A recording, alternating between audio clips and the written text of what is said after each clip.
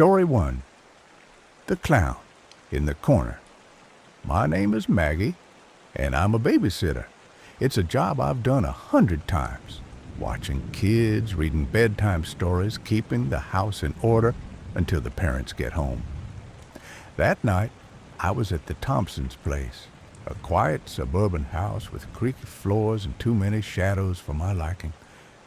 Timmy, their 6-year-old, was upstairs, finally asleep after 3 stories and a glass of water. The clock on the mantel read 9:47 p.m. The parents would be back by 11 p.m., just over an hour to go. Easy enough, I thought. Settling onto the couch with my phone, the glow of a single lamp cutting a weak circle through the dim living room. The house was still, save for the occasional groan of settling wood. I scrolled through my phone, trying to ignore the way the shadows seemed to shift in the corners. I've always had an overactive imagination. Too many late-night horror stories. Too many urban legends stuck in my head. One in particular always got to me.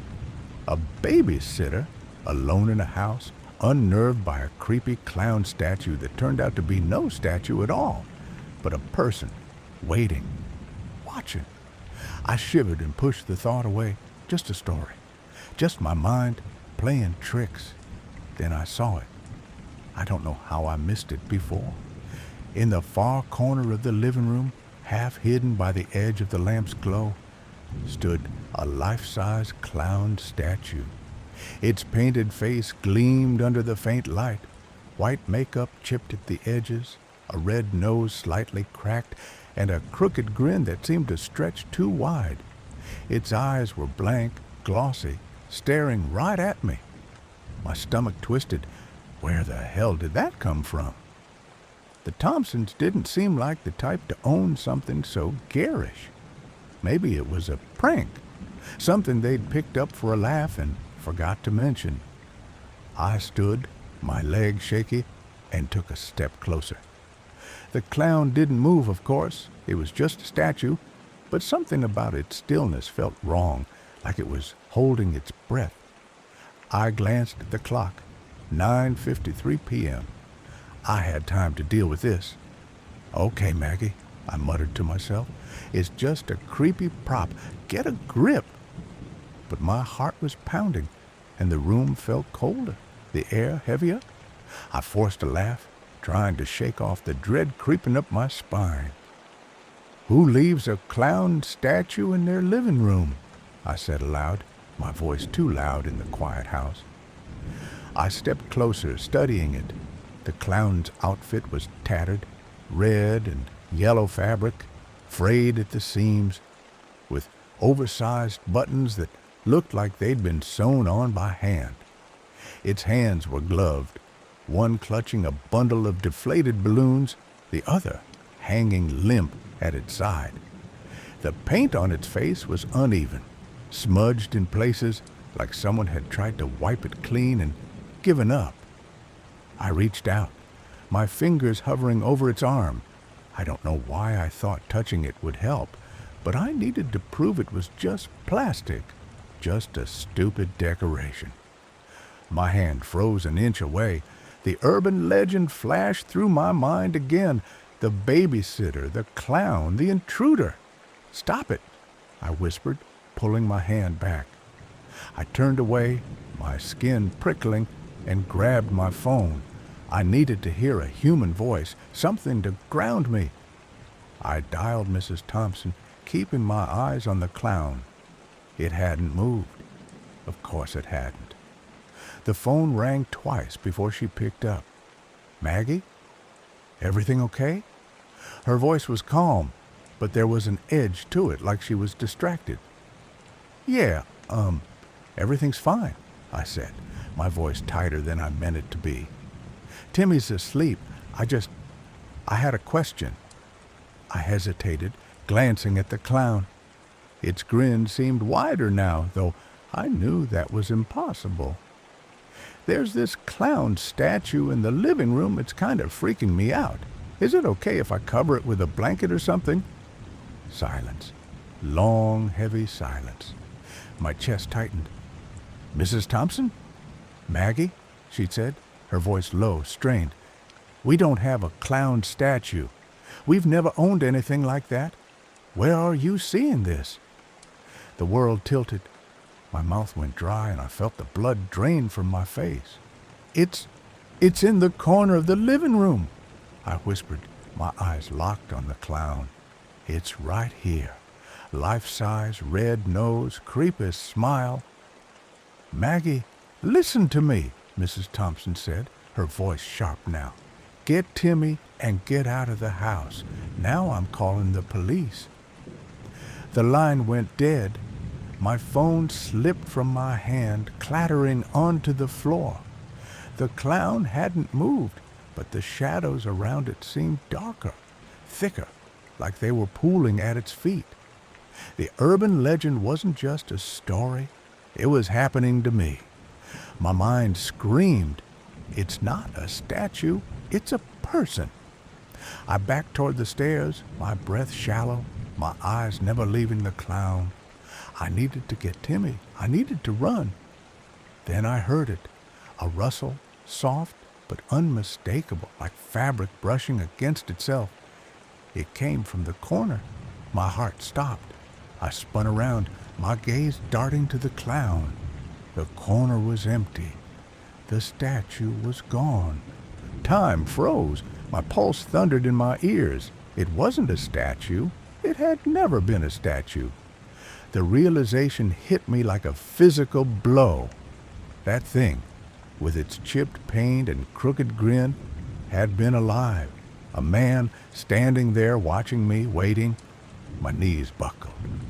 But I caught myself on the edge of the couch. I needed to move. Timmy was upstairs. I had to get to him. I grabbed the lamp, yanking its cord from the wall, and held it like a weapon. The room plunged into darkness, save for the faint glow from a streetlight outside. I crept toward the stairs, my breath ragged, every creak of the floorboards screaming in my ears. The house felt alive, every shadow a threat.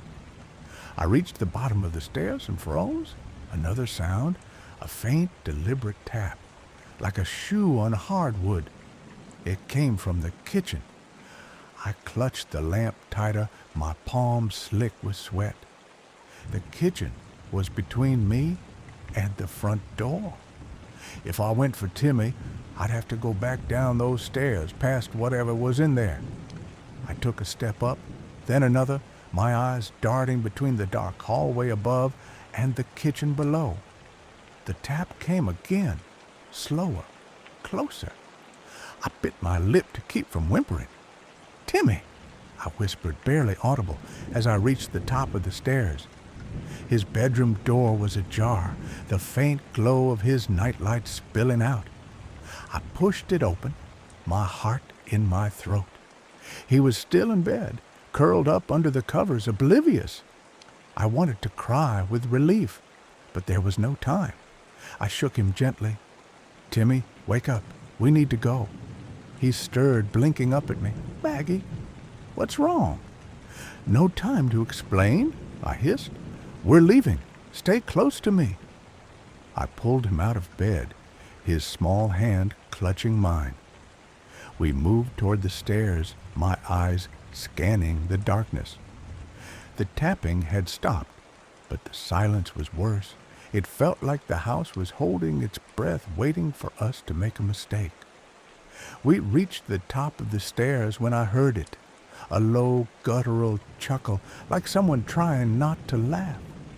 It came from below, from the living room. Timmy's hand tightened in mine. "What was that?"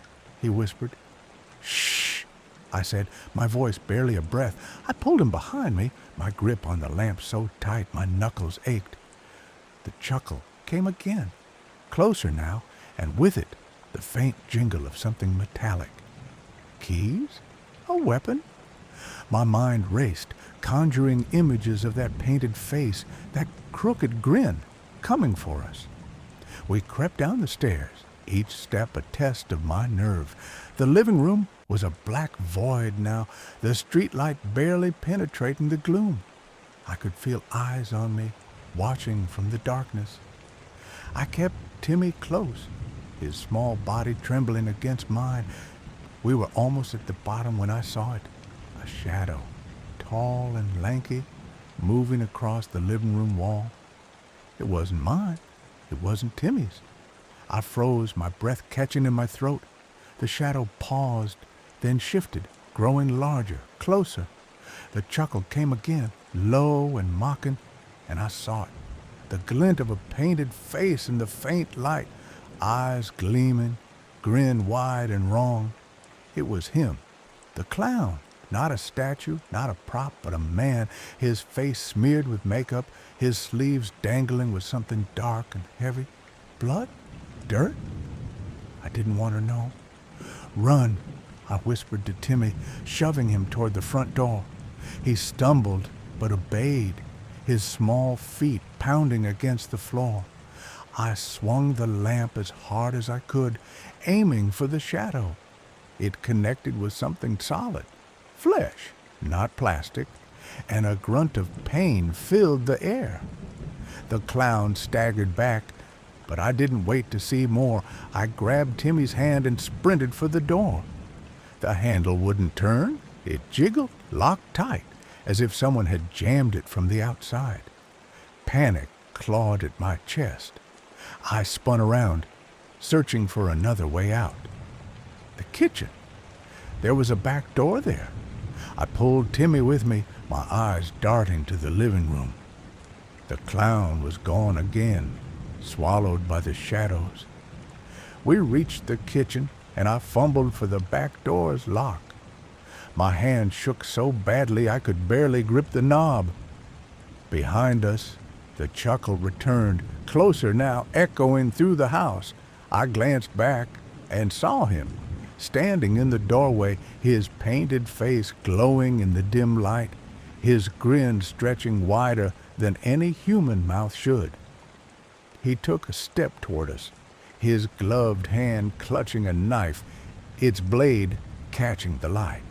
I screamed, yanking the door open. Cold air hit my face as I pushed Timmy outside, following close behind. We ran into the backyard, the grass slick under our feet. I didn't look back, but I could hear him, his footsteps heavy, his breath ragged, the jingle of his costume following us. The fence at the edge of the yard was low, but my legs felt like lead. I lifted Timmy over, scrambling after him, my hands scraping against the wood. We stumbled into the neighbor's yard, my chest heaving, my vision blurring with tears. I could still hear him closer now, his chuckle turning into a low, guttural growl. I pulled Timmy behind a shed, pressing us both against the wall. "Stay quiet," I whispered, my voice shaking. He nodded, his eyes wide with fear. The footsteps stopped. The night was silent, save for the pounding of my heart. I held my breath, waiting, listening. Then I heard it, a soft, deliberate tap, like a knife against wood. He was close, too close. I clutched Timmy tighter, my mind racing. The police were coming, Mrs. Thompson had said so, but would they get here in time? The tap came again, slower, mocking. I peeked around the edge of the shed, my heart in my throat. There he was, standing in the moonlight, his painted face tilted toward us, his grin a slash of red against white. He raised the knife, pointing it directly at me, took a step forward. I didn't think. I grabbed Timmy and ran, my legs burning, my lungs screaming. We reached the street, the distant wail of sirens finally cutting through the night. Headlights flashed. As a police car rounded the corner, I waved frantically, screaming for help. The clown froze, his grin faltering for the first time. Then he turned and melted into the shadows, vanishing as quickly as he'd appeared. The police searched the house, the yard, the entire neighborhood. They found nothing. No clown, no knife, no trace of him. But in the living room, in the corner where I'd first seen him, they found a shattered porcelain clown doll, its hollow interior cracked open, as if something had been hiding inside. I don't know what it meant, and I don't want to. All I know is that Timmy and I made it out, and I'll never babysit again. Story 2. Midnight at the Big Top. I'm Alex, 16 years old, and I've always been drawn to the Carnival. The moment it rolled into our sleepy town, its electric lights flickering like a swarm of fireflies, my heart raced with a mix of excitement and unease. The Big Top loomed at the edge of the fairgrounds, its red and white stripes sagging under the weight of countless seasons. The air smelled of popcorn and damp straw, and the distant hum of the Ferris wheel felt like a pulse beneath my feet. I couldn't resist sneaking in after hours, chasing the thrill of the unknown. That's how I ended up here, hiding in the shadows of a place that felt alive in all the wrong ways. The carnival's main draw was Jasper, a lanky clown with a painted smile that never reached his eyes. His vanishing acts were the talk of the town. Objects, animals, even people disappearing in a puff of smoke, only to reappear unharmed to thunderous applause. But the whispers about Jasper weren't just about his tricks. Old-timers at the diner muttered about a pogo from decades ago, a name tied to a shadow that hung over the town like a storm cloud. They never said it outright, but I'd heard enough to know they meant John Wayne Gacy, the man who'd buried 33 boys under his house. It was just folklore, I told myself. Small-town gossip spun into something sinister to scare kids like me. Still, Jasper's hollow stare made my skin crawl, like he could see straight through me. That night, I had a reason to be at the carnival after closing. My puppy, Rusty, had slipped his leash during the evening show, darting into the maze of tents and stalls. I couldn't leave him out there, not with the fog rolling in and the fairgrounds turning into a ghost town. My dad, the local sheriff, would have grounded me for life if he knew I was sneaking around past midnight. But Rusty was all I had since Mom left.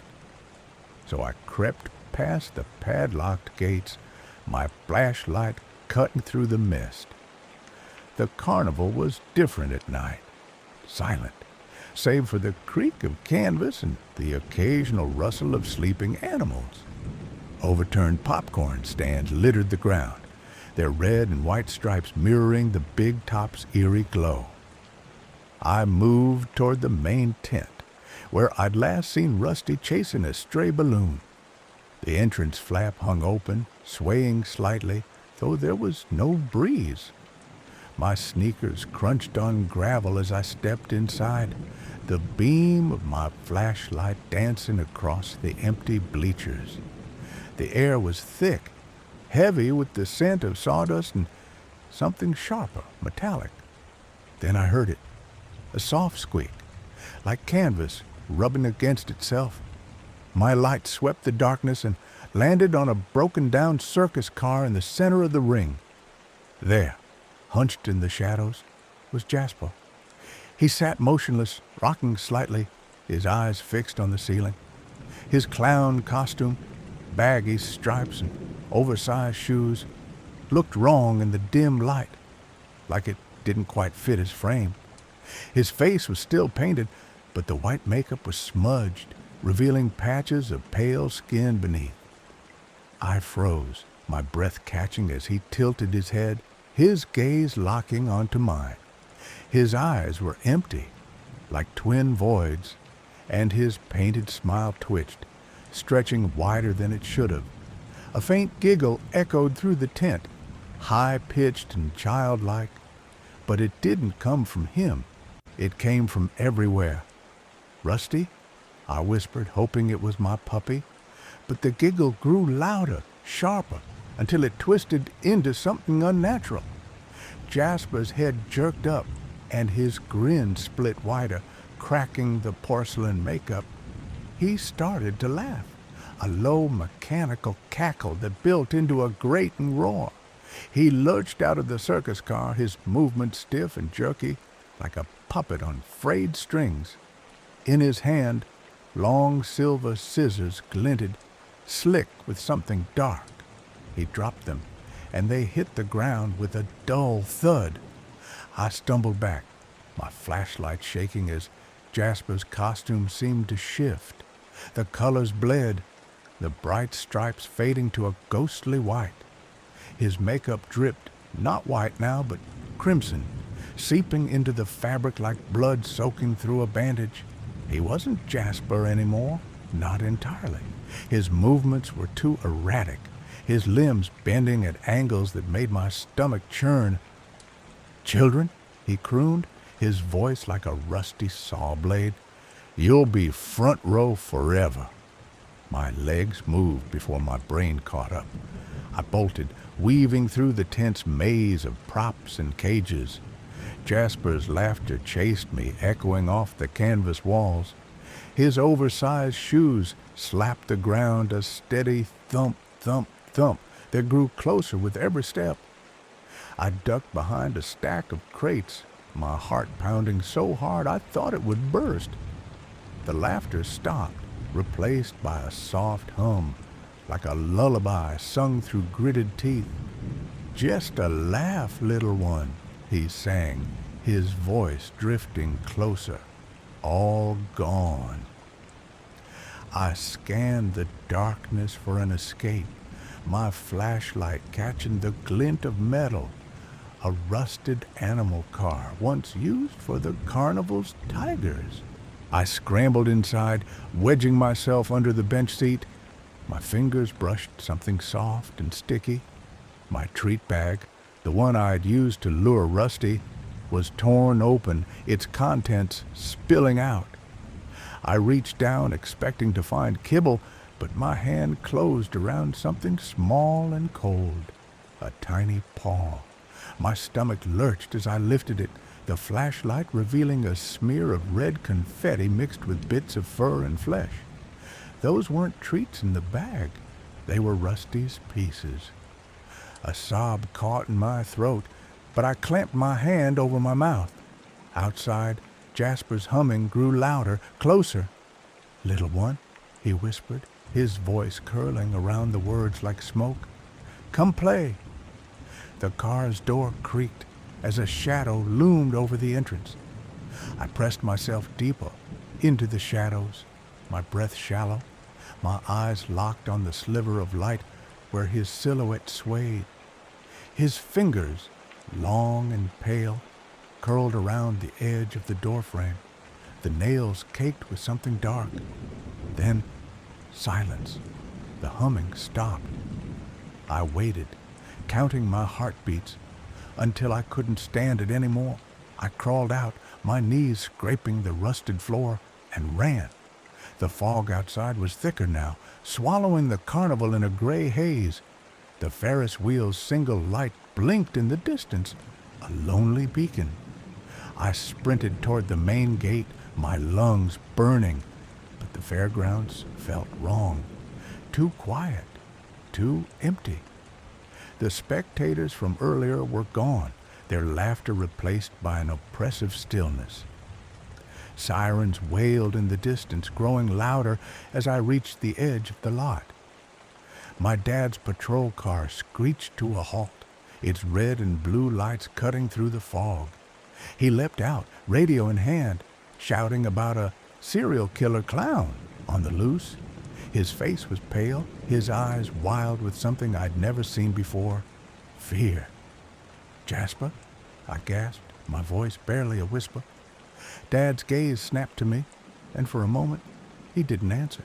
He just lowered his hat, his jaw tight. "Get in the car, Alex," he said, his voice low. But I couldn't move. My eyes drifted to the mirror tent nearby, its warped glass reflecting the chaos around me. In one of the mirrors, I saw Jasper, his crimson-streaked face, his hollow eyes. But as the reflection shifted, it wasn't Jasper's face anymore. It was Dad's. I stumbled back, my mind reeling. Dad had always loved the carnival, always talked about wanting to be a performer when he was younger. He'd even shown me old photos of himself in a striped costume, grinning under a painted smile. "Alex!" he barked, grabbing my arm. His grip was too tight, his fingers digging into my skin. I yanked free and ran toward the mirror tent, my reflection splintering across a dozen warped panes. In every one, Jasper's face flickered, then Dad's, then Jasper's again. I tripped, crashing to the ground, my flashlight skittering across the dirt. The sirens were deafening now, but they felt far away, like they belonged to another world. I scrambled to my feet, my eyes darting to the mirrors. They were empty now, reflecting only the fog and the blinking Ferris wheel, but I could still hear Jasper's hum, faint and fading, like a music box winding down. The next morning, the carnival was cordoned off with yellow tape. News vans lined the road, their cameras trained on the big top. Reporters spoke in hushed tones about a body found in the mirror tent. A man, unidentified, his face mutilated beyond recognition. The autopsy suggested decades of violence, a trail of horrors stretching back to another time, another name. They called him John Doe, but a single detail stuck with me. A note, scrawled in red crayon, found clutched in his hand. It's big gig now. I stood at the edge of the fairgrounds, my dad's hat in my hands. He hadn't come home. The other deputies wouldn't meet my eyes when I asked about him. The carnival packed up that afternoon, its tents folding into the fog like a bad dream. But as I walked away, I swear I heard it. One last giggle, sharp and childlike, drifting from the shadows of the big top. Story 3, The Viral Jester. I'm Ava Lockridge, a history teacher in a small Alabama town where nothing much happens. Until it does. It was a sluggish September afternoon, the kind where the air feels heavy, and the cicadas hum like they're mocking your boredom. I was scrolling through my phone during a break, my thumb lazily swiping past posts about football games and lost dogs. Then I saw it. A student's post froze my blood. A photo of a masked clown, its smile painted in jagged blood-red streaks, leering from behind a stranger's house. The caption read, "Flomo K, I kill people for a living." My heart lurched. I knew it was probably a prank. Kids love their memes. But something about that image clawed at me. The eyes behind the mask looked too real, too focused. By the time the bell rang, the school was a hornet's nest. Whispers spread like wildfire through the hallways. "Did you see it? Flomo's gonna get us." Kids clutched their backpacks, eyes darting to every shadow. I stepped into the corridor, trying to keep order, when a freshman, Lily, grabbed my arm, her face pale. "Ms. Lockridge, is it true? Is the clown coming for us?" Her voice trembled, and I forced a smile. "It's okay, it's just rumors," I said, but the words tasted like ash. I'd seen the news the night before, an expert on some late-night show, cool as ice, saying, "There are no confirmed reports of clowns actually harming anyone. It's all folklore, amplified by social media." He called them phantom clowns, hoaxes born from bored kids and viral panic. But Lily's fear wasn't fake, and neither was mine. The school day ended in chaos. Parents flooded the office with calls demanding early pickups. The principal sent out a curt email. Remain calm. Police are investigating. By dusk, the middle school was on lockdown. Cop cars parked out front, their lights slicing through the humid air. News vans rolled into town, cameras pointed at nothing but eager to make something of it. I stayed late, helping teachers corral stragglers, but my mind kept drifting to that photo. Flomo K. Who was behind the mask, and why did it feel like they were watching? That evening, I drove home through a thickening fog, the kind that swallows headlights and makes every turn feel like a gamble. My phone buzzed with a school alert. Lock all doors. Do not let anyone in. The Jester is still out there. The Jester. That's what they were calling it now. My grip tightened on the wheel. At a stoplight, I glanced at my side view mirror. Something moved at the edge of the tree line, a flicker of white, a smear of red. A figure in a clown mask, filthy overalls dragging in the dust, swayed like it was dancing. My breath caught. I told myself it was a trick of the light, but my foot pressed the gas harder than it should have. When I got home, my husband, Mark, was waiting in the doorway, his face drained of color. Our son, Noah, barely 7, clung to his leg, eyes wide and glassy. "He was there, Mom," Noah whispered, "outside my window." My stomach twisted into knots. "Who, honey?" I asked, kneeling to meet his gaze. His voice was small, barely audible. "The clown." Mark shook his head, mouthing, "He's just scared." But I saw the tremor in Mark's hands. Sirens wailed somewhere in the distance, and I locked every door, checked every window.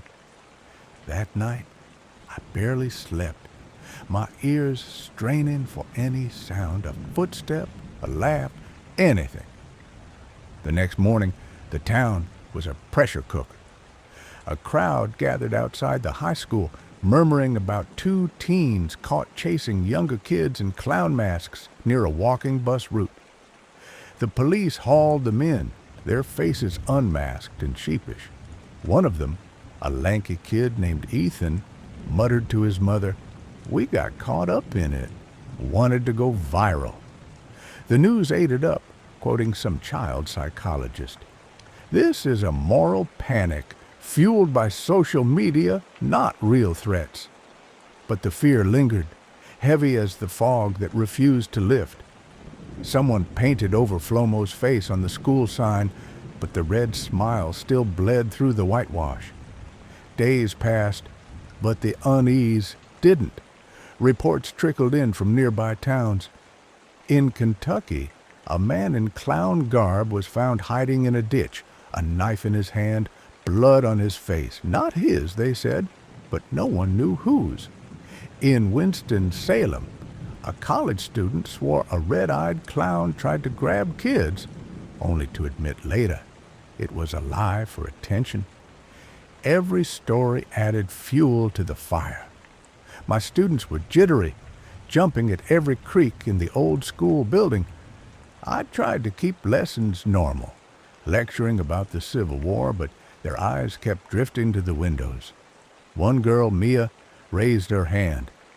"Ms. Lockridge, what if it's not just a prank?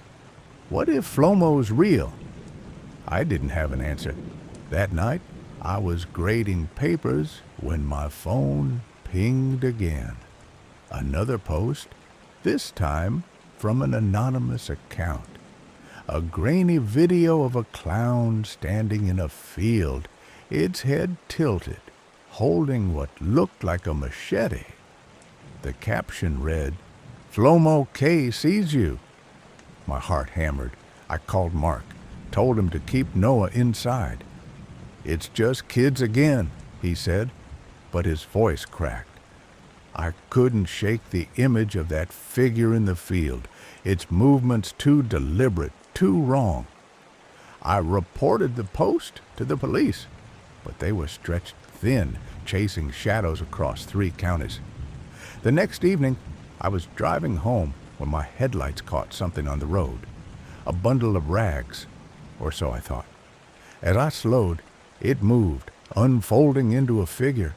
A clown mask smeared with dirt stared back at me.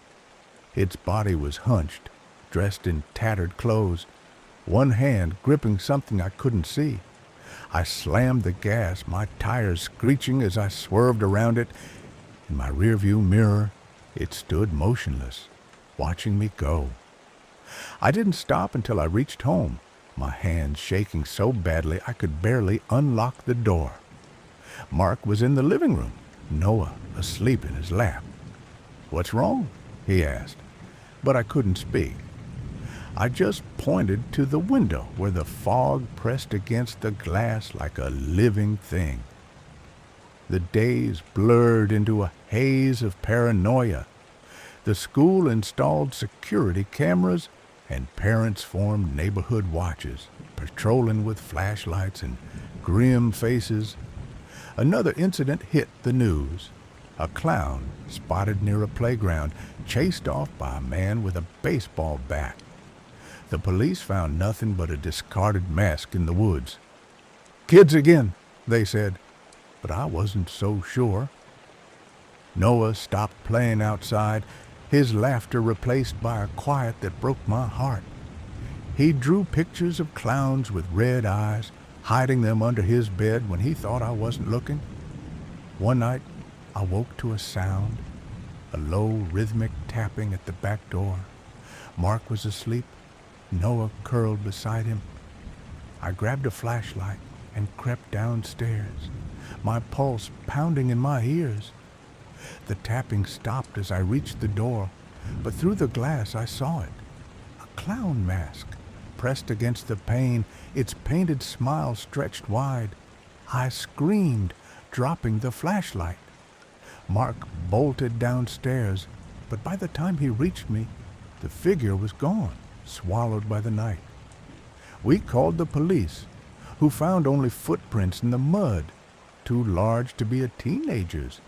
The town tried to move on.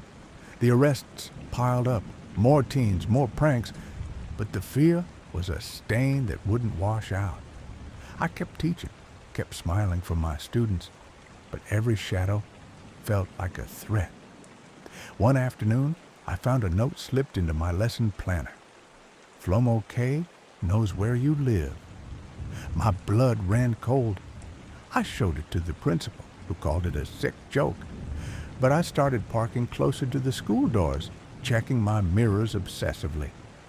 Weeks later, the hysteria seemed to fade. The news moved on to other stories, and the school sign was repainted properly. But late one night, scrolling through my phone, I found it again, a screenshot of the original Flomo K profile, that same red smile under stringy hair. The account was deleted, but the image lived on, shared in dark corners of the internet. I showed Noah a Halloween mask to ease his fears, saying, "It's just costumes, honey." He nodded, but his eyes were older now, wary. I told myself it was over, that the Jester was just a ghost of our own making. But sometimes, driving home in the dark, I still glance at the tree line, half expecting to see that swaying figure, its mask glowing in my headlights. And deep down, I know the truth. Fear doesn't need a face to be real. It's out there, waiting, in every rustle, every shadow, every ping of my phone. Story 4, All Colors. Sam. A Tale of Whispers and Shadows. My name is Fiona, and I was 10 years old in May 1973 when I met him, All Colors Sam. The memory clings to me like damp fog, even now, decades later, as I walk the quiet paths of Sandown on the Isle of Wight. Back then, I was just a girl who loved the flicker of the BBC test card at dawn, its smiling fish and chalkboard clowns filling my mornings with a strange comfort. They were my silent friends before the world woke up. But that spring evening, as the sun bled into the horizon, I learned there are things in this world that don't belong on any screen. It started with a sound. My friend Tommy, a wiry boy 2 years younger, and I were playing near Lake Common, the air thick with the scent of marsh grass and salt. The golf course stretched behind us, its manicured greens fading into the wilder edges of the island. We were chasing shadows, giggling, when a sharp, rabbit-like whistle pierced the dusk. It wasn't a bird or a machine. It was alive, urgent, almost pleading. My skin prickled. Tommy froze, his eyes wide. "What's that?" he whispered. "I don't know," I said, my voice barely audible. The sound tugged at us, pulling us toward the swampy meadow beyond the golf course. We pushed through a hedge, thorns snagging my sweater, and emerged near a wooden footbridge spanning a narrow brook. The air felt heavier here, like it was watching us. The whistle grew louder, more desperate, then stopped abruptly, leaving only the hum of silence. I stepped onto the bridge, my sneakers scuffing the warped planks. Tommy hesitated behind me. That's when I saw it. A flash of blue-gloved fingers, 3 long digits curling over the edge of the bridge. My heart lurched. Before I could scream, a figure rose from beneath, jerky and unnatural like a puppet, pulled by invisible strings. It was tall, 7 feet at least, its head a perfect sphere under a pointed yellow hat topped with a black knob. Wooden antenna jutted from its temples, swaying slightly. Its green tunic, edged with a red collar, hung stiffly over a frame that seemed too thin, too wrong. Its face, I'll never forget its face. Triangular blue markings where eyes should have been, a brown bulbous square for a nose, and yellow lips that didn't move, frozen in a toothless grin. Its skin was paper white, like it had been drained of life.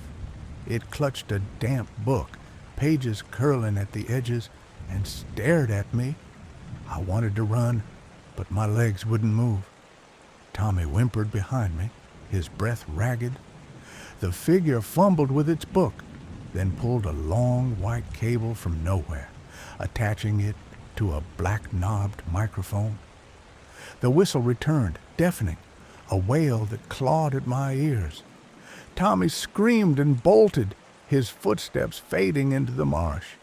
I stood frozen, my pulse hammering. The creature lowered the microphone, and the sound stopped. In a muffled, echoing voice, like it was speaking through a tunnel, it said, "Hello, are you still there?" My mouth was dry, my body screaming to flee, but something held me.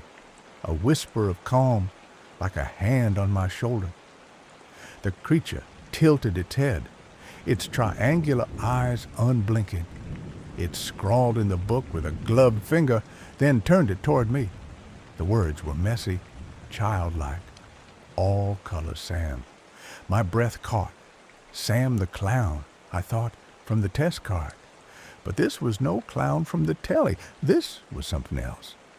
Who are you?" I stammered. It wrote again, pointing to each word slowly. Not man, not ghost, something else. Its lips didn't move, but its voice came again, soft and distant. "You know." I didn't know. I didn't want to know, but I couldn't look away. Sam gestured toward a windowless metal hut half hidden in the reeds, its surface glinting dully in the fading light. "Come," it said, hopping toward it with that strange, weightless gait, like it was moving through water. Against every instinct, I followed. Inside, the hut was impossible. The walls were lined with blue-green wallpaper, covered in dials that glowed faintly, like the dashboard of some forgotten machine. Wooden chairs sat neatly arranged, and a small electric heater hummed in the corner, casting a warm glow. It felt Lived in, but wrong, like a stage set for a play no one would watch. Sam offered me a berry, plucked from a bowl on a table. I watched horrified as it slipped a berry into its ear. A moment later, it reappeared in its mouth, and it chewed with a slow, mechanical motion. My stomach churned. "Eat," it said, holding out a berry. My fingers trembled as I took it, but I couldn't bring it to my lips. Outside, I heard footsteps. Workmen fixing a fence nearby, their hammers rhythmic. They didn't look up, didn't see the towering figure or the hut. It was as if we were invisible. Sam spoke again, answering my questions with cryptic phrases. It feared humans, it said, but wouldn't fight back if attacked. It had others like it somewhere, but wouldn't say where. "I am afraid," it chuckled, its voice a faint echo. "Goodbye, little human." It gestured to the flap of the hut, and I stumbled out, my heart pounding. I ran, the marsh swallowing my footsteps, until I reached home and collapsed into my father's arms. I told him everything, my words tumbling out in a rush. He listened, his face pale. He'd seen strange lights in Compton Bay months before. Yellow eyes in the water, he'd called them. He believed me, or at least he wanted to. He wrote it all down and sent it to a man named Leonard Cramp, a UFO researcher. Years later, I learned it was published in a journal, but it didn't matter. No one else saw Sam. No one found the hut. But that wasn't the end. A week later, I was back at Lake Common, drawn to the bridge despite myself. The air was still, the marsh quiet. I stood there, half hoping, half dreading I'd hear that whistle again. I didn't. Instead, I saw something in the water, a glint of metal like a coin catching the sun. I reached down, my fingers brushing something cold and smooth. It was a small silver disc, etched with strange symbols. I tucked it into my pocket, my hands shaking. That night, I dreamed of Sam, his triangular eyes glowing in the dark, his voice whispering, "You kept my secret." The dreams didn't stop. Every few nights, Sam was there, standing at the edge of my vision, his hat bobbing in the moonlight. Sometimes he spoke, his words fragmented. "Watch the water. Watch the sky." I'd wake up sweating, the disc clutched in my hand. I never told anyone about it, not even Tommy, who refused to talk about that day, his eyes darting away whenever I mentioned Sam. Months passed, and I thought it was over. Then, one evening in late summer, I was walking home from the park when I heard it, a faint whistle, sharp and alive. My blood froze. I turned, expecting to see Sam's towering figure, but there was nothing. Just the wind, or so I told myself. But when I got home, my bedroom window was open, though I swore I'd locked it. On my pillow lay a single berry, bright red, like the one Sam had offered. I stopped going to Lake Common after that, but the island felt different, like it was holding its breath. Years later, as a teenager, I found an old amusement ride in Sandown's park. A blue-skinned clown with a frozen grin, its paint chipped and fading. The locals called it Sam, a nod to the story that had become a whisper of folklore. I couldn't look at it without shivering. Now, as an adult, I walk those paths again, the disc still hidden in a drawer at home. Sometimes, on quiet evenings, I hear that whistle in the wind, faint but unmistakable. I don't know what Sam was, an alien, a ghost, or something stranger, but I know he's still out there, watching, waiting. And sometimes, when the moon rises over Lake Common, I swear I see a shadow move under the bridge, tall and impossible, with a yellow hat tipped just so. Story 5. The Carnival of Undying Laughter. I'm Ethan Matthews, and I never thought a carnival could make my blood run cold. But when I arrived in Redwood Crossing on the eve of the traveling carnival's opening, something felt wrong. The Calliope's tune slithered through the twilight, its notes sharp and off-key, like a song played on broken keys. The air was heavy with the scent of popcorn and sawdust, but a chill crept up my spine as I passed under the high striped tents. I'd read about the 2016 clown sightings, those bizarre reports of creepy clowns leaping from bushes to terrify kids, as The Guardian had detailed. The headline screamed killer clowns, but for me, it wasn't just sensational news. Clowns had always stirred something primal in me, a dread I couldn't shake. I'd learned from Scientific American that over half of people feel uneasy around clowns, and 5% are paralyzed by fear. I was closer to the latter, and tonight, standing in line for cotton candy, my stomach churned as a clown's painted grin leered from a nearby poster. The carnival glowed under strings of bare bulbs, families laughing at games of chance, teenagers daring each other into the haunted house. The big-top tent loomed at the center, its curtains swaying in the breeze, a single spotlight slicing through the dark. An announcer's voice boomed, calling everyone to the first show. I scanned the crowd, my eyes catching on a lone clown at the edge of the platform.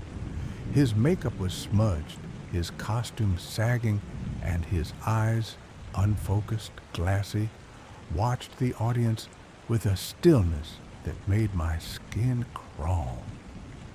The show began with acrobats flipping through the air, followed by a juggling clown who drew cheers with every toss. But I couldn't look away from the solitary figure by the tent's entrance. His head tilted slightly, as if he sensed my stare. Then a scream shattered the air. It came from a small ride at the far end of the midway, a kiddie coaster with flashing lights. The crowd surged toward the commotion, and I followed, my heart hammering. A young girl had vanished, her stuffed bear left abandoned on the ground. Whispers of panic spread like wildfire. I caught a glimpse of the lone clown slipping through a service flap backstage. Something primal urged me to follow, though every instinct screamed to stay away. I ducked under the flap into a dim corridor. The air was thick with dust and the sharp tang of grease paint. Faint tapping echoed off the corrugated steel walls, steady and deliberate, like a metronome. My pulse quickened as I crept forward, realizing the sound came from behind a stack of crates. I braced myself and shoved the crates aside. There stood the clown, his porcelain doll stare locking onto mine. His red grin stretched wider, too wide, mocking me with its frozen glee. I froze, my mind racing to understand why clowns unnerved me so deeply. Then it hit me, something I'd read in Scientific American. Clowns hide their true expressions behind paint, their smiles never reaching their eyes. That uncanny disconnect was what made them so terrifying. Before I could move, the clown lunged with a guttural shriek. I sidestepped, shoving him back. He stumbled, tripping into the ride's machinery. Wires sparked, gears groaned, and with a deafening screech, the kiddie coaster erupted into flames. I staggered back, coughing through acrid smoke, the attic-like space silent except for distant sirens. By dawn, the carnival was packing up, trailers rolling out under streaks of sunrise. I stood amid the smoldering wreckage, shaken but alive. My fear had nearly consumed me, but I'd faced it. A firefighter nearby rolled up a hose, and I recalled the Guardian's report. Most of those 2016 clown incidents were hoaxes. But being chased by one was horror enough. I thought it was over. I was wrong. The next night, I couldn't sleep. The clown's smeared face haunted me. His grin burned into my mind. Against my better judgment, I returned to the carnival's new location, a field just outside town. The tents were up again, the calliopes tuned sharper now, like a blade scraping glass. The crowd was thinner, their laughter forced. I wandered the midway, my eyes darting to every shadow. At the edge of the grounds, I saw him again, the same clown, standing under a flickering lamppost. His makeup was fresher, but his eyes were still dead, unblinking. He didn't move, just watched as I passed. My hands trembled, but I kept walking, drawn to the big top.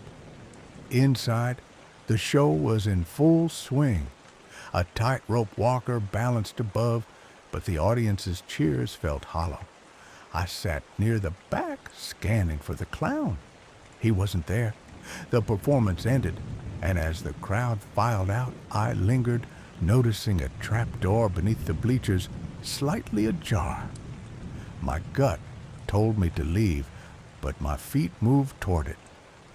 I pried it open and descended a rickety ladder into a cramped, musty tunnel. The air was stale, heavy with the smell of damp earth and something metallic. My flashlight beam caught glimpses of faded posters plastered to the walls. Clowns with exaggerated grins, their eyes scratched out. The tapping started again, faint but growing louder.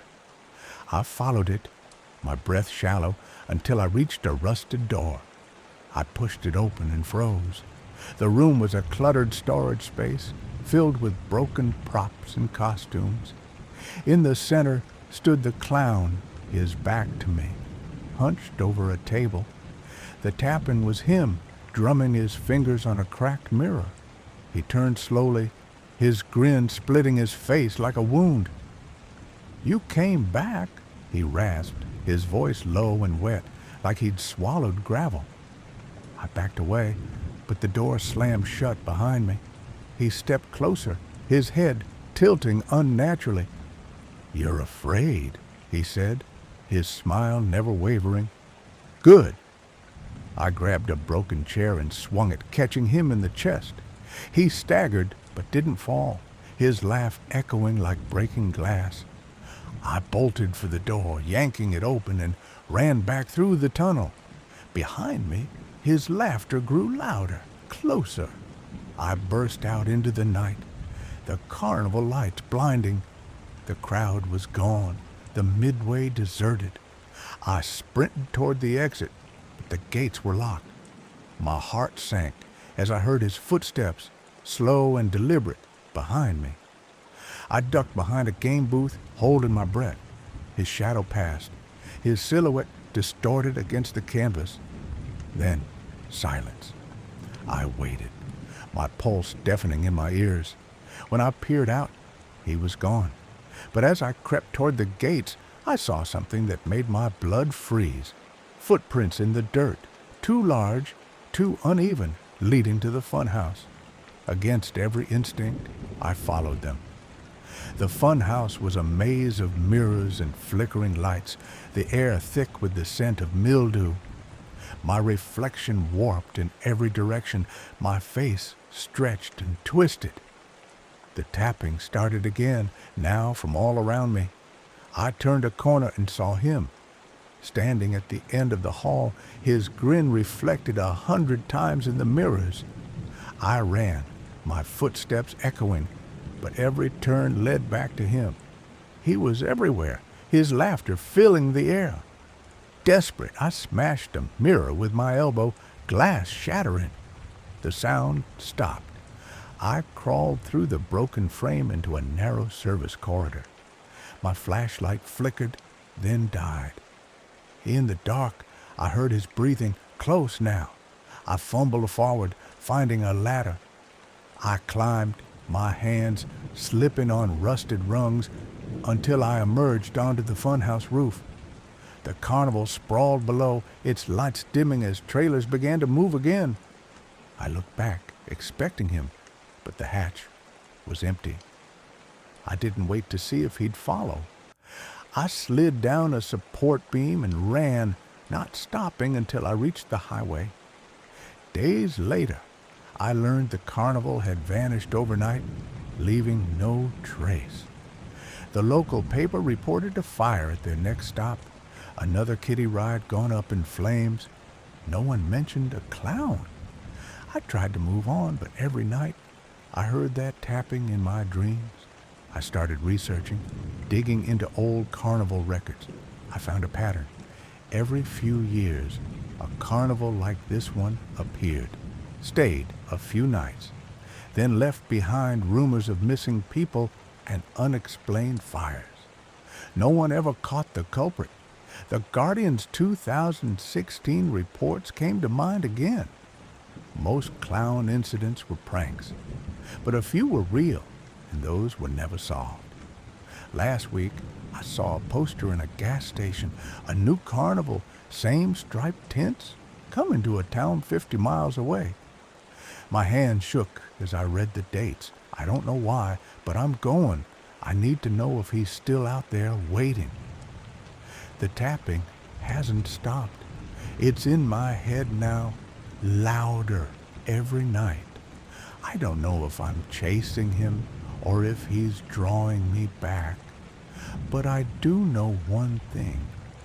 My fear of clowns isn't just a phobia anymore. It's a warning. Story 6. The Watchful Grin. I'm Jenny Walters, and I never thought I'd be telling a story like this. Babysitting was supposed to be easy money, a way to pad my college fund while I read textbooks in someone else's living room. That night at the Creighton house changed everything. The old seaside mansion loomed over the cliffs, its weathered shingles rattling in the ocean wind. The Creightons were wealthy, their home stuffed with odd antiques, but nothing prepared me for what I found in their living room. It was just past midnight when I arrived. The kids, Emma and Liam, were already asleep upstairs. Mrs. Creighton had rushed out with her husband, muttering about a late meeting, leaving me with basic instructions. Lock the doors, keep the lights low, and don't let the kids stay up. The house was quiet, except for the distant crash of waves. I flicked on the TV for background noise and tossed my backpack on the couch. That's when I saw it. A clown statue in the corner of the living room. It was tall, nearly 6 feet, with a painted porcelain face, lifeless eyes, and a grin that stretched too wide. Its red nose gleamed under the chandelier, and its striped suit sagged like it was tailored for someone else. I froze, my skin prickling. I'd heard stories, urban legends about babysitters finding creepy statues that weren't statues at all. One tale stuck with me. A babysitter who swore a clown figure watched her all night, only to learn it was a man in costume waiting for the right moment. I shook my head, laughing it off. It was just a story.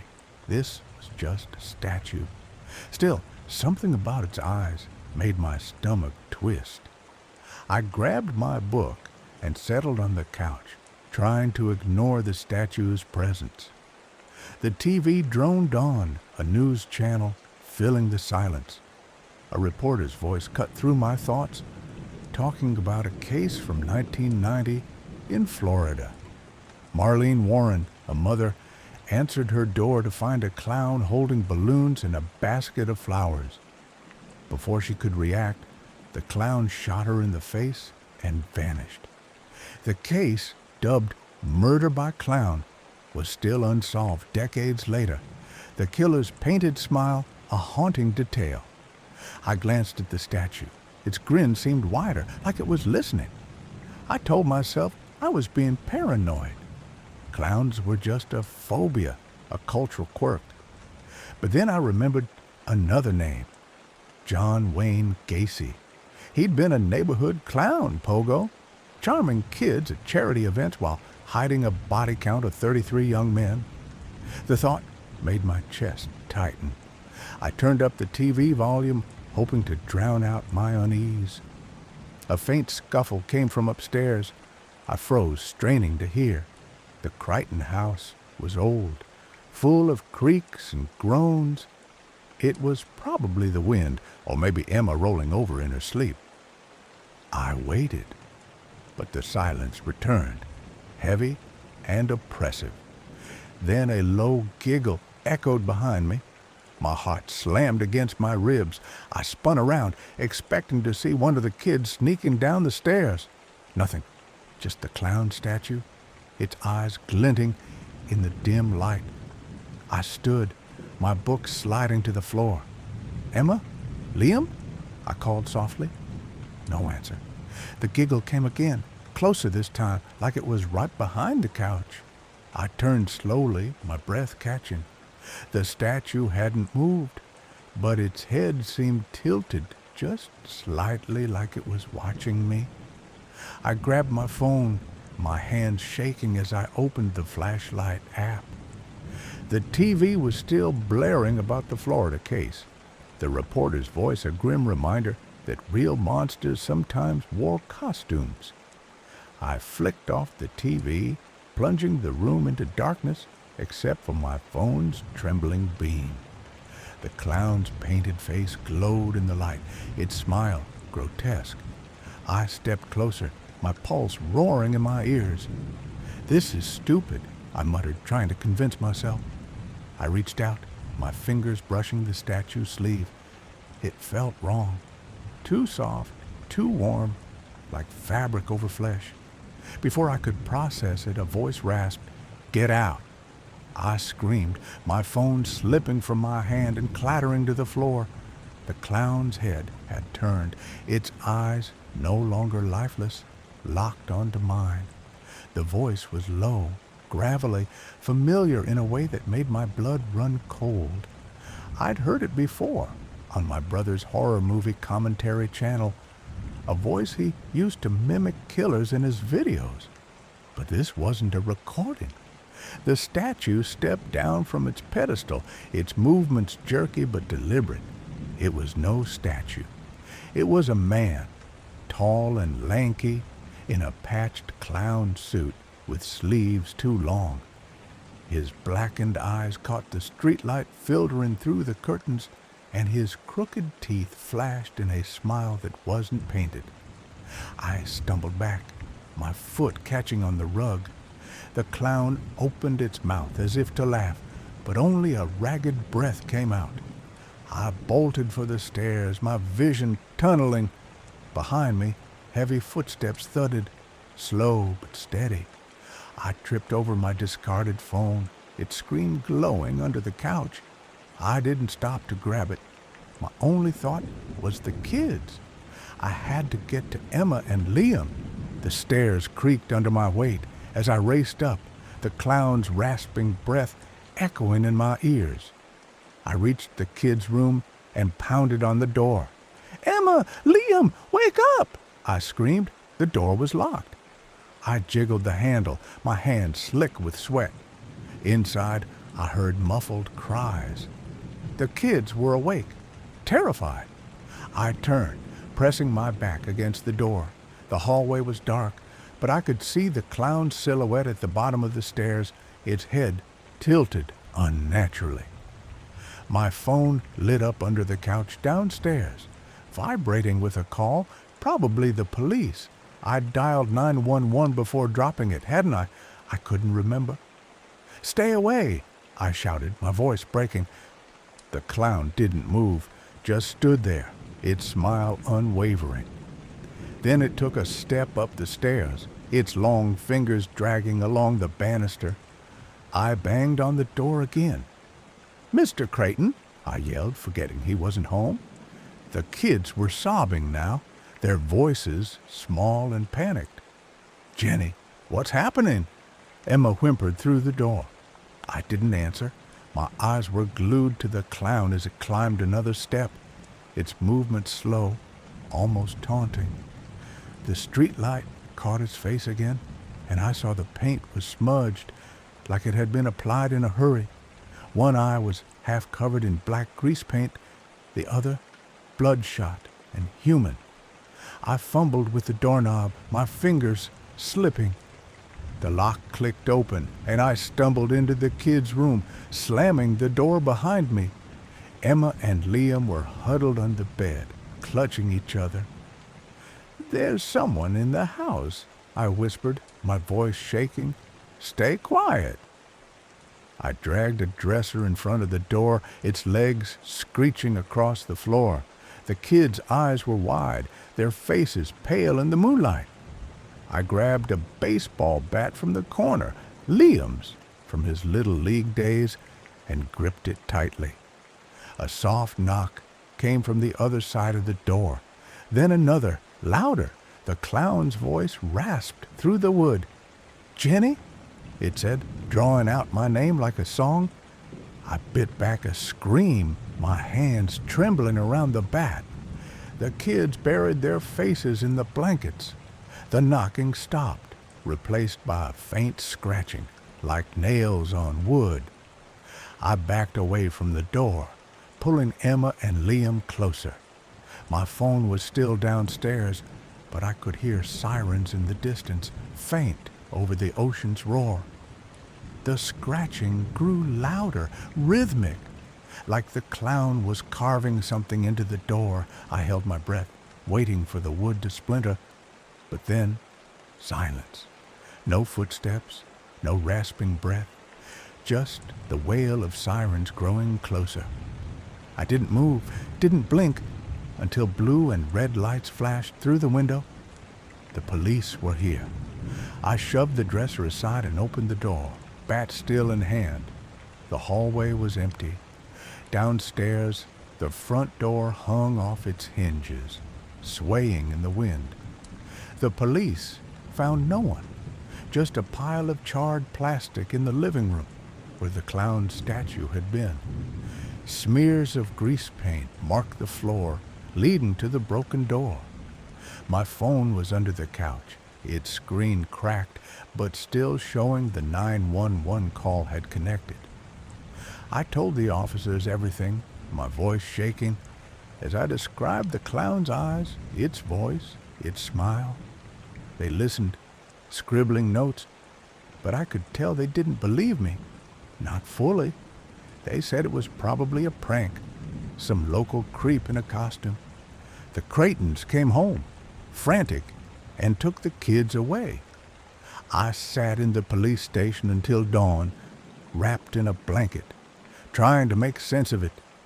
I never went back to that house. I stopped babysitting altogether. The police never found the man in the clown suit, and the Creightons claimed they'd never owned a clown statue. But I know what I saw. Those eyes, that voice, they weren't props. They were real. And somewhere out there, he's still smiling. Story 7. The Painted Piper. I'm Detective Marcus Delaney, and this is the story of the case that broke me. It started in Marigold, Wisconsin, a sleepy town where the air smells of damp earth and secrets. A week ago, 11-year-old Lily Barnes vanished. Her face stared at me from a faded photograph on my desk, her eyes bright with a smile that didn't know fear. The only witness, a trembling gas station clerk, swore he saw a man in a clown mask coaxing her toward a car. That image burned into me, pulling up words I'd read about a Victorian-era fool. Glassy eyes, contrasting fearfully with the thick white paint. Dickens' description felt too close, too real. In Marigold, the nightmare wasn't fiction. The station clock ticked past midnight. I grabbed my coat and drove to the old circus grounds on the edge of town. The midway was deserted, bathed in pale moonlight. My flashlight caught a appealing poster on a warped board. "Polly the Clown, smile for a nickel." Scrawled beneath it, in red paint that looked too much like blood, were the words, "We never forget." My stomach twisted. Locals whispered about a clown cult, a group that danced under the full moon. Just a story, they said, but Lily's disappearance made every rumor feel like truth. I thought of John Wayne Gacy, a name that clung to me like damp rot. A party clown who'd killed 33 young men. The thought made my skin crawl. Any painted smile could hide a monster. A faint, warped tune drifted through the air, a carnival organ flickering on and off like a dying heartbeat. The generators were faulty, but the sound was deliberate, pulling me toward the big top. The tent's entrance flap swayed in the breeze, beckoning. Inside, the air was thick with dust and silence. My flashlight swept the center ring, where a single unlit spotlight hung like a guillotine. Beneath it, face down in the dirt, was Lily's stuffed bunny. One glassy eye stared up at me. My blood froze. I wasn't alone. From behind a tattered curtain, a figure stepped forward. Slim, dressed in motley, his face painted white with red lips stretched too wide. "Found her," he whispered, his voice soft but sharp, like a blade wrapped in silk. He pointed to the ring, where another poster was pinned to the ground. It showed Lily's face, her smile defaced with a crude knife drawn above her head. I recognized him, Mr. Tenor, a local performer who'd vanished years ago. His head tilted, the bell on his costume jingling faintly. "Why are you doing this?"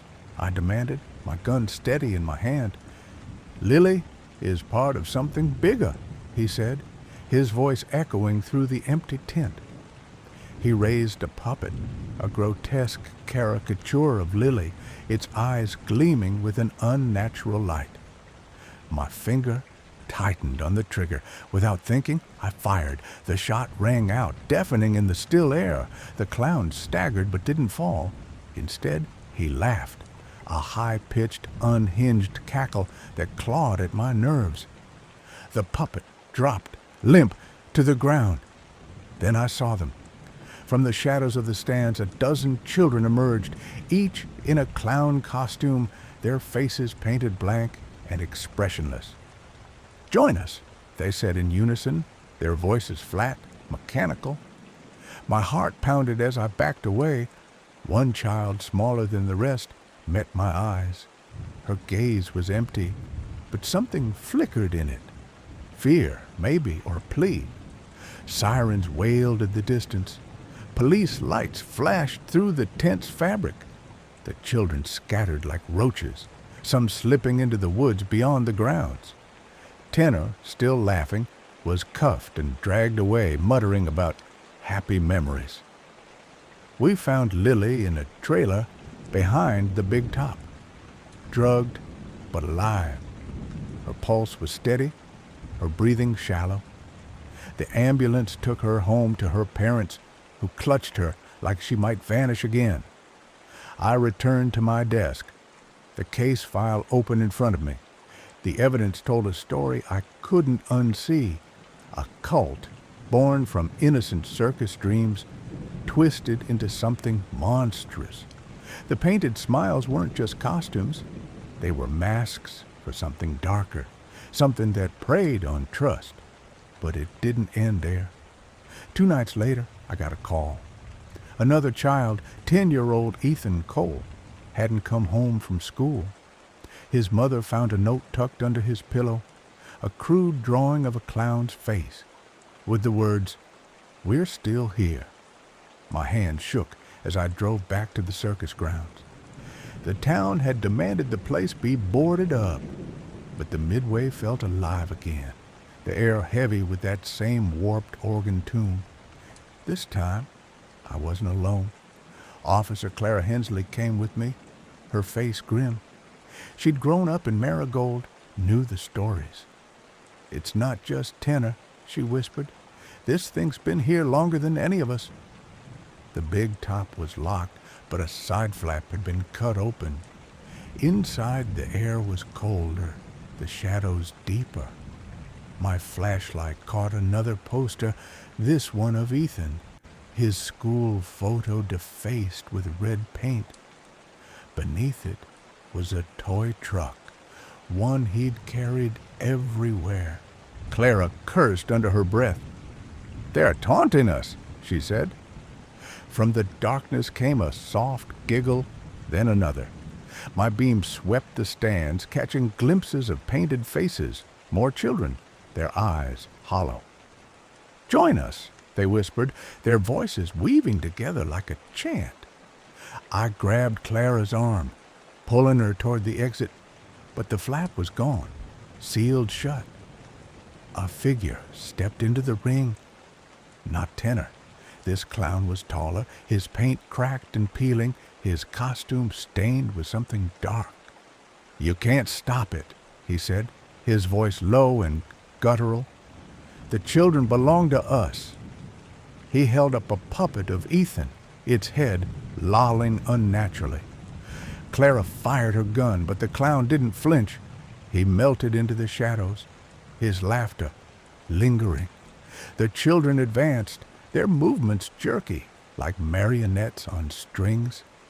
I grabbed a metal pole from the ground, swinging it to keep them at bay. Clara screamed as one grabbed her leg, its small fingers impossibly strong. We fought our way to a back exit, bursting into the night air. The children didn't follow, but their whispers carried on the wind. We found Ethan the next morning, hidden in an abandoned barn a mile away. He was unharmed but silent, staring at nothing. His mother sobbed as she held him, but he didn't respond. The doctor said it was shock. I knew better. The cases kept coming. A girl named Sarah, then a boy named Caleb. Each time, a toy left behind, a defaced poster, a whisper in the dark. The clowns were always one step ahead, slipping through our fingers. Clara and I worked the cases alone. Marigold's police force was too small, too scared. The townspeople stopped talking about it, their silence louder than any scream. I started seeing clowns everywhere, in the corner of my eye, in the reflection of my car window, in the nightmares that kept me awake. One night, I found a new lead, a journal hidden in the circus grounds ticket booth, written in spidery handwriting. It detailed a group calling themselves the Painted Pipers, performers who'd once brought joy to Marigold but had turned to something else. They believed the children's innocence could preserve the magic of their art. No rituals, no gods, just a twisted obsession with keeping the circus alive, no matter the cost. The last entry mentioned a final performance planned for the next full moon. That was tomorrow. Clara and I staked out the grounds that night, hidden in the trees. The moon was high, casting long shadows. The organ tune started again, louder, more deliberate. Figures moved in the big top, their silhouettes distorted against the canvas. We crept closer, guns drawn. Inside, a circle of clowns stood around a group of children, all in costume, their faces painted white. In the center was a new clown, his costume pristine, his smile the widest I'd ever seen. He held a puppet, but this one wasn't a child. It was me, my face stitched into burlap, my eyes buttons. "Welcome, detective," he said without turning. "You're just in time." The children turned, their blank faces locking onto me. Clara grabbed my arm, but I couldn't move. The clown raised the puppet, and my body felt heavy, like I was sinking into the ground. "You've seen too much," he said. "Now you're part of it." The children stepped forward, their hands outstretched. I fired blindly, the shots echoing uselessly. Clara dragged me out, her voice hoarse from shouting my name. We didn't find the children that night. The big top was empty by the time backup arrived. The clowns were gone, the puppets vanished. But the next day, a new poster appeared on the midway. My face, painted in motley with the words, "Join us." I haven't slept since. Every night I hear the organ tune, faint but growing louder. Clara says we'll find them, that will stop this. But I see the fear in her eyes, the same fear I feel. The painted pipers are still out there waiting, and I know deep down they're coming for me next.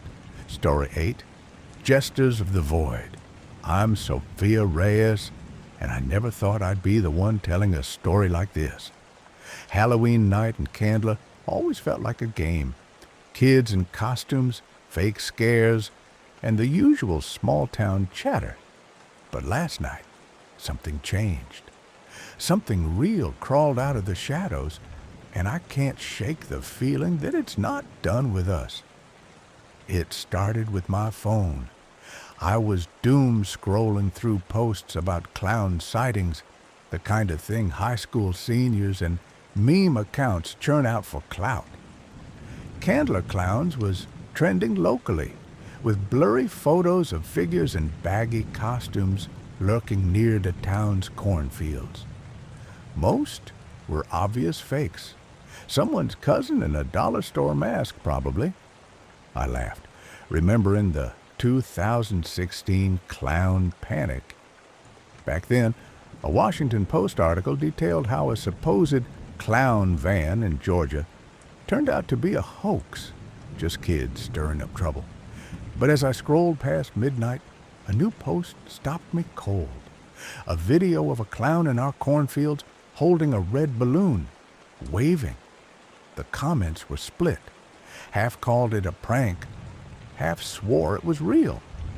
I didn't know what to think, but my gut twisted.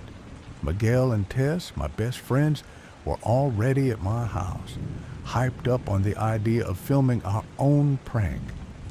Miguel, always the loud one, suggested we head to the fields to scare some trick-or-treaters and post it online. Tess rolled her eyes but grabbed her phone, ready to record. I hesitated. The cornfields at night?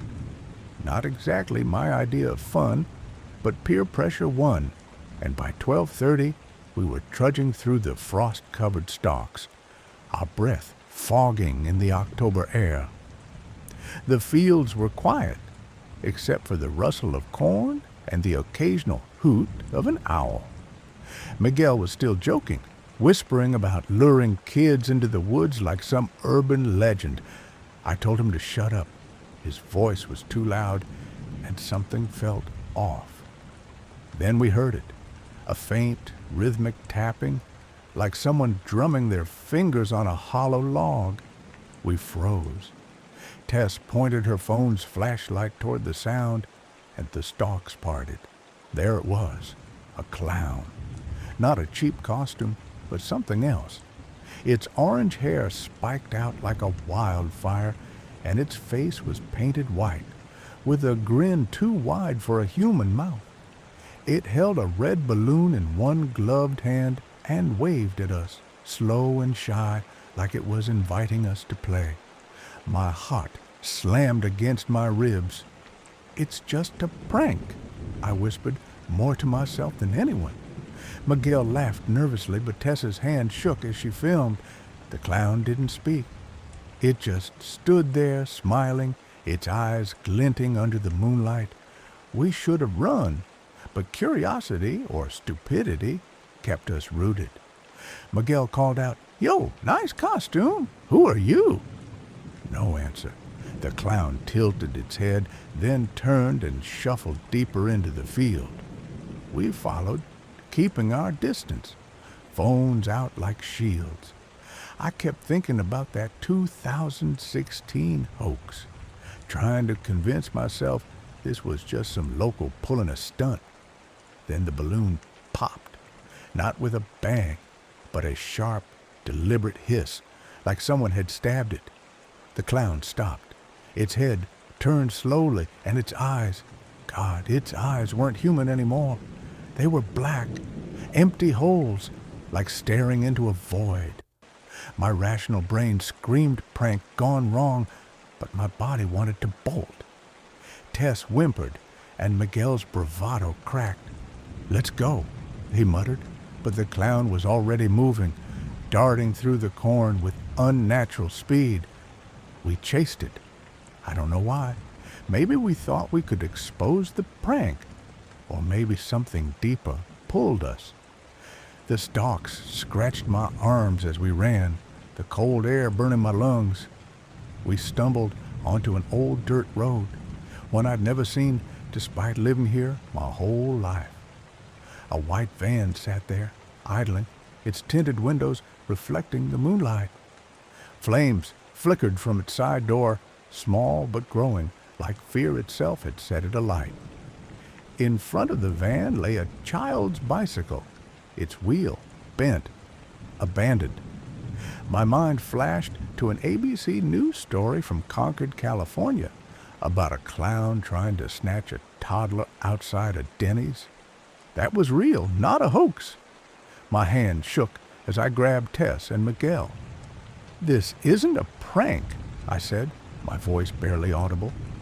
The air shifted and laughter filled the woods, high, gleeful, but wrong, like it came from a throat that wasn't human. It echoed around us, coming from nowhere and everywhere. We ran. The laughter chased us, weaving through the trees, never letting up. My legs burned, and Miguel tripped, scraping his arm on a rock. Tess was crying, her phone forgotten in her pocket. We made it to the main road, where police and parents were searching for some runaways who'd gone missing earlier that night. They asked if we'd seen anything. I tried to explain the clown, the van, the fire, but their radios crackled with reports of another clown hoax. They didn't hear the laughter. To them, it was just the wind. The next morning, Candler buzzed with headlines about a prankster chasing kids. Miguel's bruised arm and Tessa's pale face told a different story. My nightmares did too. I kept seeing those black eyes, that impossible smile. I couldn't shake the feeling that we'd stumbled into something older than us, something tied to Candler's past. There was a story my grandma used to tell about a carnival owner who vanished decades ago after his show shut down. Kids swore they saw him in the field sometimes, waving, always smiling. No one believed them. A week later, I thought it was over. The clown posts died down, and people moved on to the next viral scare. But then Tess called me, her voice shaking. She'd found something in her phone's camera roll, a photo she didn't remember taking. It was the clown, standing in her backyard, its balloon floating inches off the ground. The timestamp, 3 a.m. that morning. I told her to delete it, but she couldn't. Her phone kept crashing, and the photo reappeared every time. Miguel wasn't answering his texts, which wasn't like him. I biked to his house, my stomach churning. His mom said he'd been out all day, probably with friends. But his bike was in the garage, and his shoes, the ones he always wore, were by the door. That night, I went back to the cornfields alone. Stupid, I know, but I needed answers. The air was colder now, the stalks brittle under my sneakers. I found the dirt road again, but the van was gone. In its place was a patch of scorched earth, like someone had tried to burn away evidence. I heard the tapping again, that same rhythmic sound. My flashlight caught a glint, another balloon, red and bobbing, tied to a stalk. I didn't touch it. The laughter came next, louder this time, joined by whispers I couldn't make out. I ran, faster than I'd ever run, until I was back in my room, door locked. My notebook, where I'd scribbled about the clown, was open on my bed. I hadn't touched it since Halloween. New words were scratched across the page in jagged handwriting that wasn't mine. You saw me. Now I see you. It's been a month, and things are worse. Miguel's still missing. The police say he's a runaway, but I know better. Tess won't leave her house, and her parents think she's losing it. She sent me a video last night, grainy footage from her window showing a figure in the distance, orange hair glowing under a streetlight. It waved. I've started noticing things, shadows that move when they shouldn't, balloons tied to random fences, always red. The laughter follows me now, faint but constant, like it's waiting for me to slip up. I've read every article I can find about clowns, from the 2016 panic to older stories about carnival folk who disappeared. Candler's history is full of gaps, people who vanished, stories that don't add up. That carnival owner, some say he never left, that the town's grief or guilt or something darker keeps him here. I don't know if what we saw was a person or something else. All I know is it's not done. Last night, I found a balloon tied to my mailbox. The note attached had my name on it. I didn't open it. I'm scared to.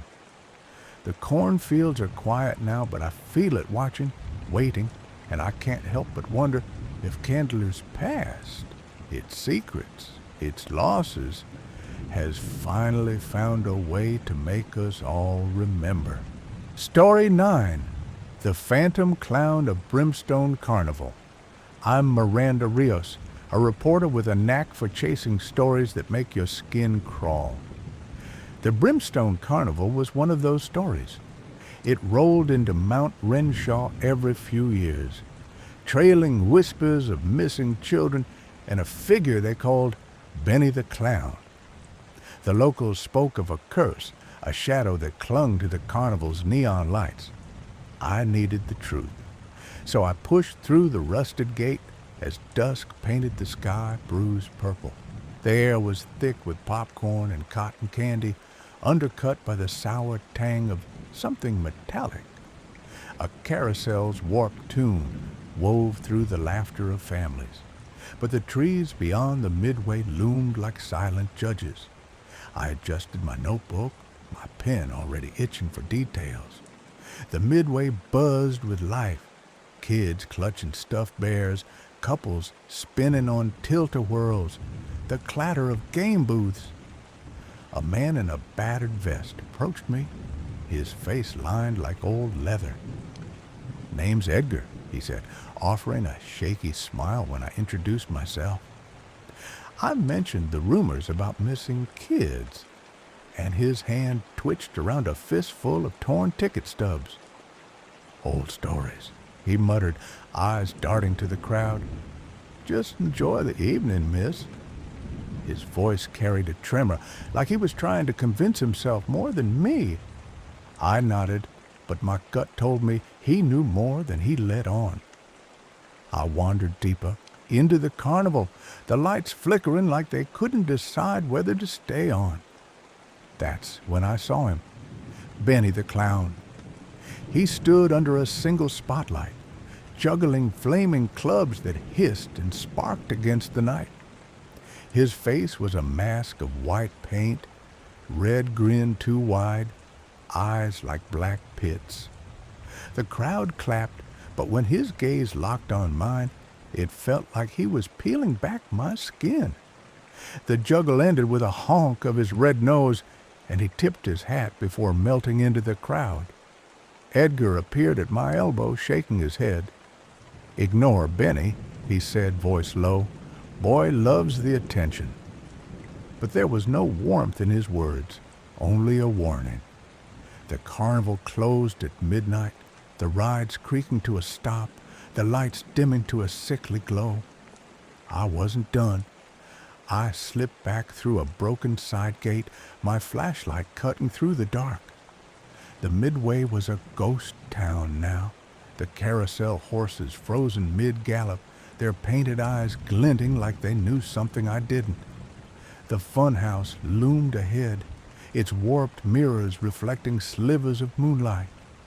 I stepped inside, the air cold and heavy, like breathing through wet cloth. My flashlight danced over the glass, showing only my reflection, until it didn't. In one cracked mirror, I saw myself, but behind me, Benny crouched, his painted grin stretching wider than any human mouth could. His eyes were voids, and where his mouth should have been, there was only blackness. The carnival lights outside flickered and died. "You came," he whispered, his voice slithering through the air like smoke. I stumbled back, heart slamming against my ribs. He stepped from the shadows, holding a cracked porcelain clown mask, its empty eyes staring through me. "You can't leave yet," he hissed, his voice curling around my spine. I ran, my boots pounding the dirt as I aimed for the big top tent. "Help!" I screamed, but the lot was empty, the silence swallowing my voice. Floodlights snapped on, bathing the tent in a sickly glow. Benny was behind me, his steps unnaturally fast, his laughter a low guttural hum. I dove into the tent, the smell of sawdust and oil hitting me like a slap. In the center ring, I grabbed a folding chair, my hands slick with sweat.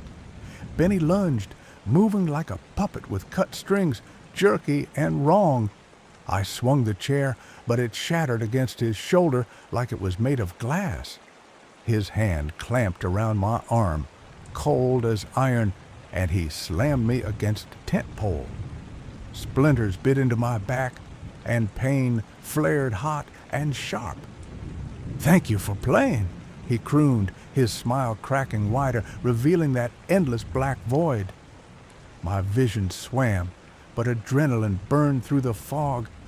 I yanked free, spotting a jagged shard of mirror on the ground. "Go to hell!" I screamed, hurling it at him. The shard sliced through the air and sank into his chest. Black blood hissed from the wound, steaming as it hit the dirt. Benny shrieked, a sound that clawed at my ears, and his painted suit began to smolder. I stumbled out of the tent, gasping as flames erupted behind me.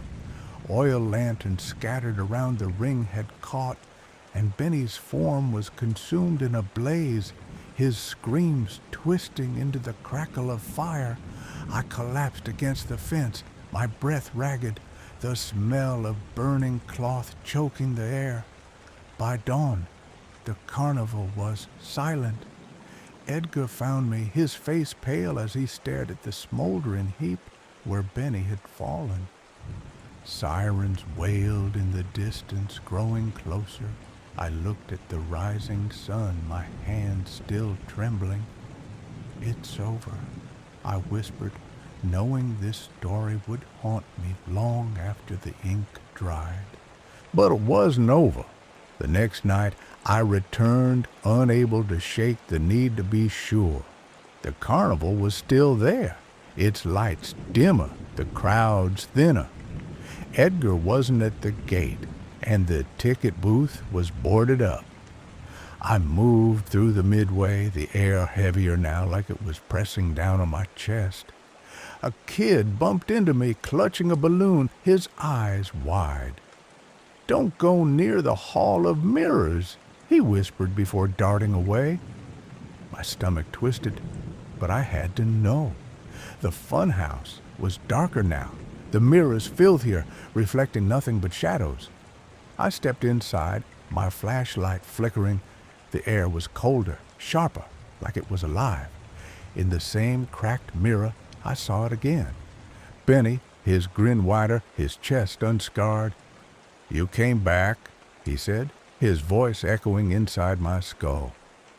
This time, he held no mask, just his hands, fingers long and gnarled like branches. I backed away, but the mirrors seemed to shift, trapping me in a maze of reflections. His laughter filled the space, low and relentless, As the lights outside blinked out again, I ran, but the funhouse felt endless. The mirrors multiplying my every move. My flashlight died, plunging me into darkness. I felt his breath on my neck, cold and damp, and his fingers grazed my shoulder. I swung blindly, my fist connecting with nothing but air. Then a faint glow ahead, a crack in the funhouse wall. I threw myself at it, wood splintering as I tumbled into the open air. The carnival was silent, the ride still, the sky gray with dawn. I didn't look back as I sprinted for the gate, my heart pounding so hard I thought it would burst. I thought that was the end, but the carnival didn't leave Mount Renshaw. It stayed, its lights flickering every night, drawing fewer and fewer visitors. I tried to write the story, but my hands shook too much to type. Then, a week later, I got a call from a local cop. Another kid was gone, last seen near the carnival. He asked if I'd seen anything strange. I told him everything, my voice cracking as I described Benny. He didn't laugh, just said, "Stay away from that place, Ms. Rios." I couldn't. I went back, this time in daylight, hoping the sun would keep the shadows at bay. The carnival was deserted, the midway littered with torn tickets and crushed popcorn. The fun house door hung open, swaying in the wind. I didn't go inside. Instead, I circled to the back, where the workers' tents were pitched. One was different, older, its canvas stained black, like it had been burned and somehow survived. I unzipped it, my hands trembling. Inside was a pile of children's shoes, some scuffed, some new, all too small. And in the corner, a cracked porcelain mask, its painted grin staring up at me. I stumbled back, bile rising in my throat. That's when I heard it, a low honking laugh, like a clown's nose being squeezed. I turned, and there was Benny, standing in broad daylight, his eyes blacker than the night. "You keep coming," he said, his voice a hiss that burrowed into my bones. I ran, faster than I thought possible, until I reached my car and peeled out of the lot. The carnival shrank in my rearview mirror, but his laughter followed me, echoing in my head. I haven't gone back. The carnival's still there, or so I hear. Locals say it never leaves now, just sits on the edge of town, its lights flickering like a dying star. I tried to publish my story, but no one believed it. They called it fiction, a ghost story for campfires. But I know what I saw. I know what I felt. And every night, when I close my eyes, I see that grin, that black void where a mouth should be. I don't sleep much anymore. I keep my flashlight by my bed, and I check the locks twice. Because deep down, I know Benny's still out there, waiting for me to come back. Story 10. Whispers in the Attic. My name is Emily, and I'm 12 years old. This is the story of how my life unraveled in the summer of my 7th grade year, when I found something in our new house that should have stayed hidden. It's not easy to talk about, but I need to get it out, to make sense of the terror that still lingers in my bones. If you're reading this, don't judge me for what I did. I was just a kid, and I didn't know what I was dealing with until it was too late. We moved into the old Victorian house on Maple Street in June, right after school let out. The place was huge, creaky, and smelled like dust and forgotten things. My parents were thrilled about the charm and the potential, but I hated it from the start. The windows rattled in their frames, and the floorboards groaned like they were alive.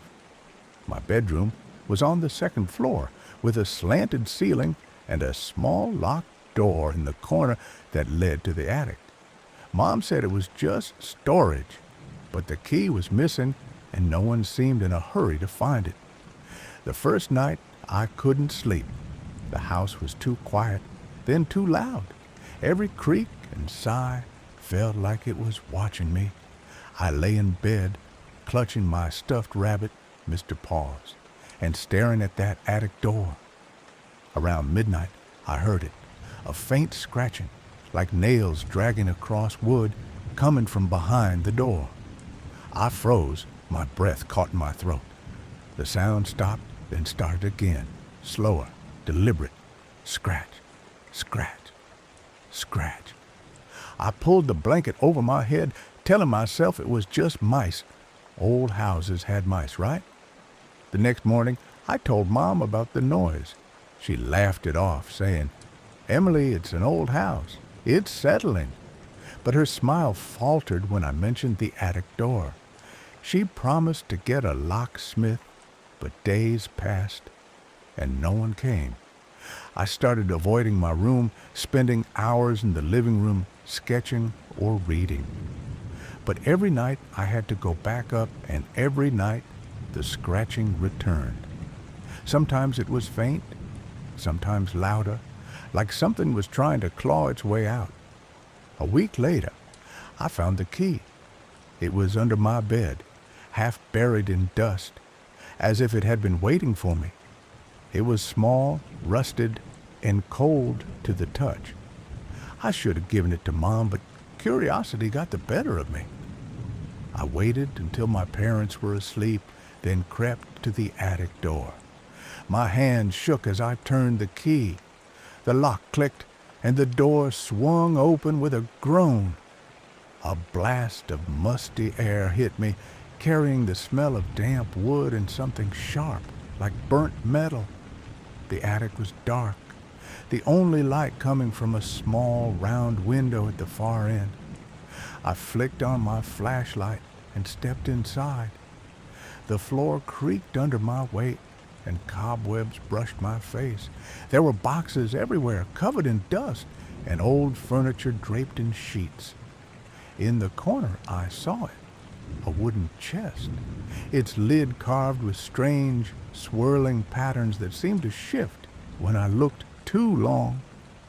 I knelt beside it, my heart pounding. The chest wasn't locked, but it felt heavy, like it was holding something alive. I lifted the lid. Inside was a doll, not like any doll I'd ever seen. It was about 2 feet tall, with a porcelain face, cracked and yellowed with age. Its eyes were painted black, but they seemed to glint in the flashlight's beam. Its dress was tattered, once white, but now stained with dark, uneven patches. I reached out to touch it, then stopped. The air felt wrong, heavy, like I was being watched. I slammed the chest shut and ran back to my room, locking the attic door behind me. That night, the scratching was louder, angrier. It wasn't coming from the attic anymore. It was inside my room. I sat up, clutching Mr. Paws, and scanned the darkness. The sound was coming from under my bed. I didn't dare look, but I heard it, a low, rasping whisper. "Emily, open the chest."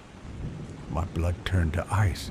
The voice was small like a child's, but it wasn't human. It was too sharp, too eager. I stayed awake until dawn, too scared to move. The next day, I tried to tell my parents. Dad was at work, and Mom was distracted, unpacking boxes. "It's just your imagination, sweetheart," she said, not even looking up. But I knew it wasn't. That evening, I went back to the attic. I don't know why. Maybe I thought I could prove it was real. The chest was still there, but the lid was slightly ajar, like someone had opened it. I hadn't touched it since the night before. My stomach twisted as I lifted the lid again. The doll was sitting upright, its head tilted toward me. Its painted eyes seemed to follow me as I backed away. I started noticing things after that. Shadows moved in the corners of my vision. All was gone when I turned to look.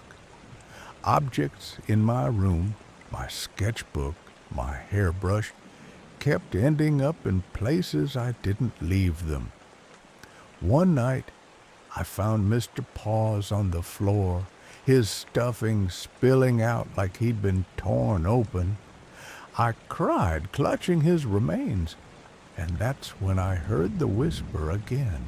"Emily, let me out." It was coming from the attic door, which was open just a crack.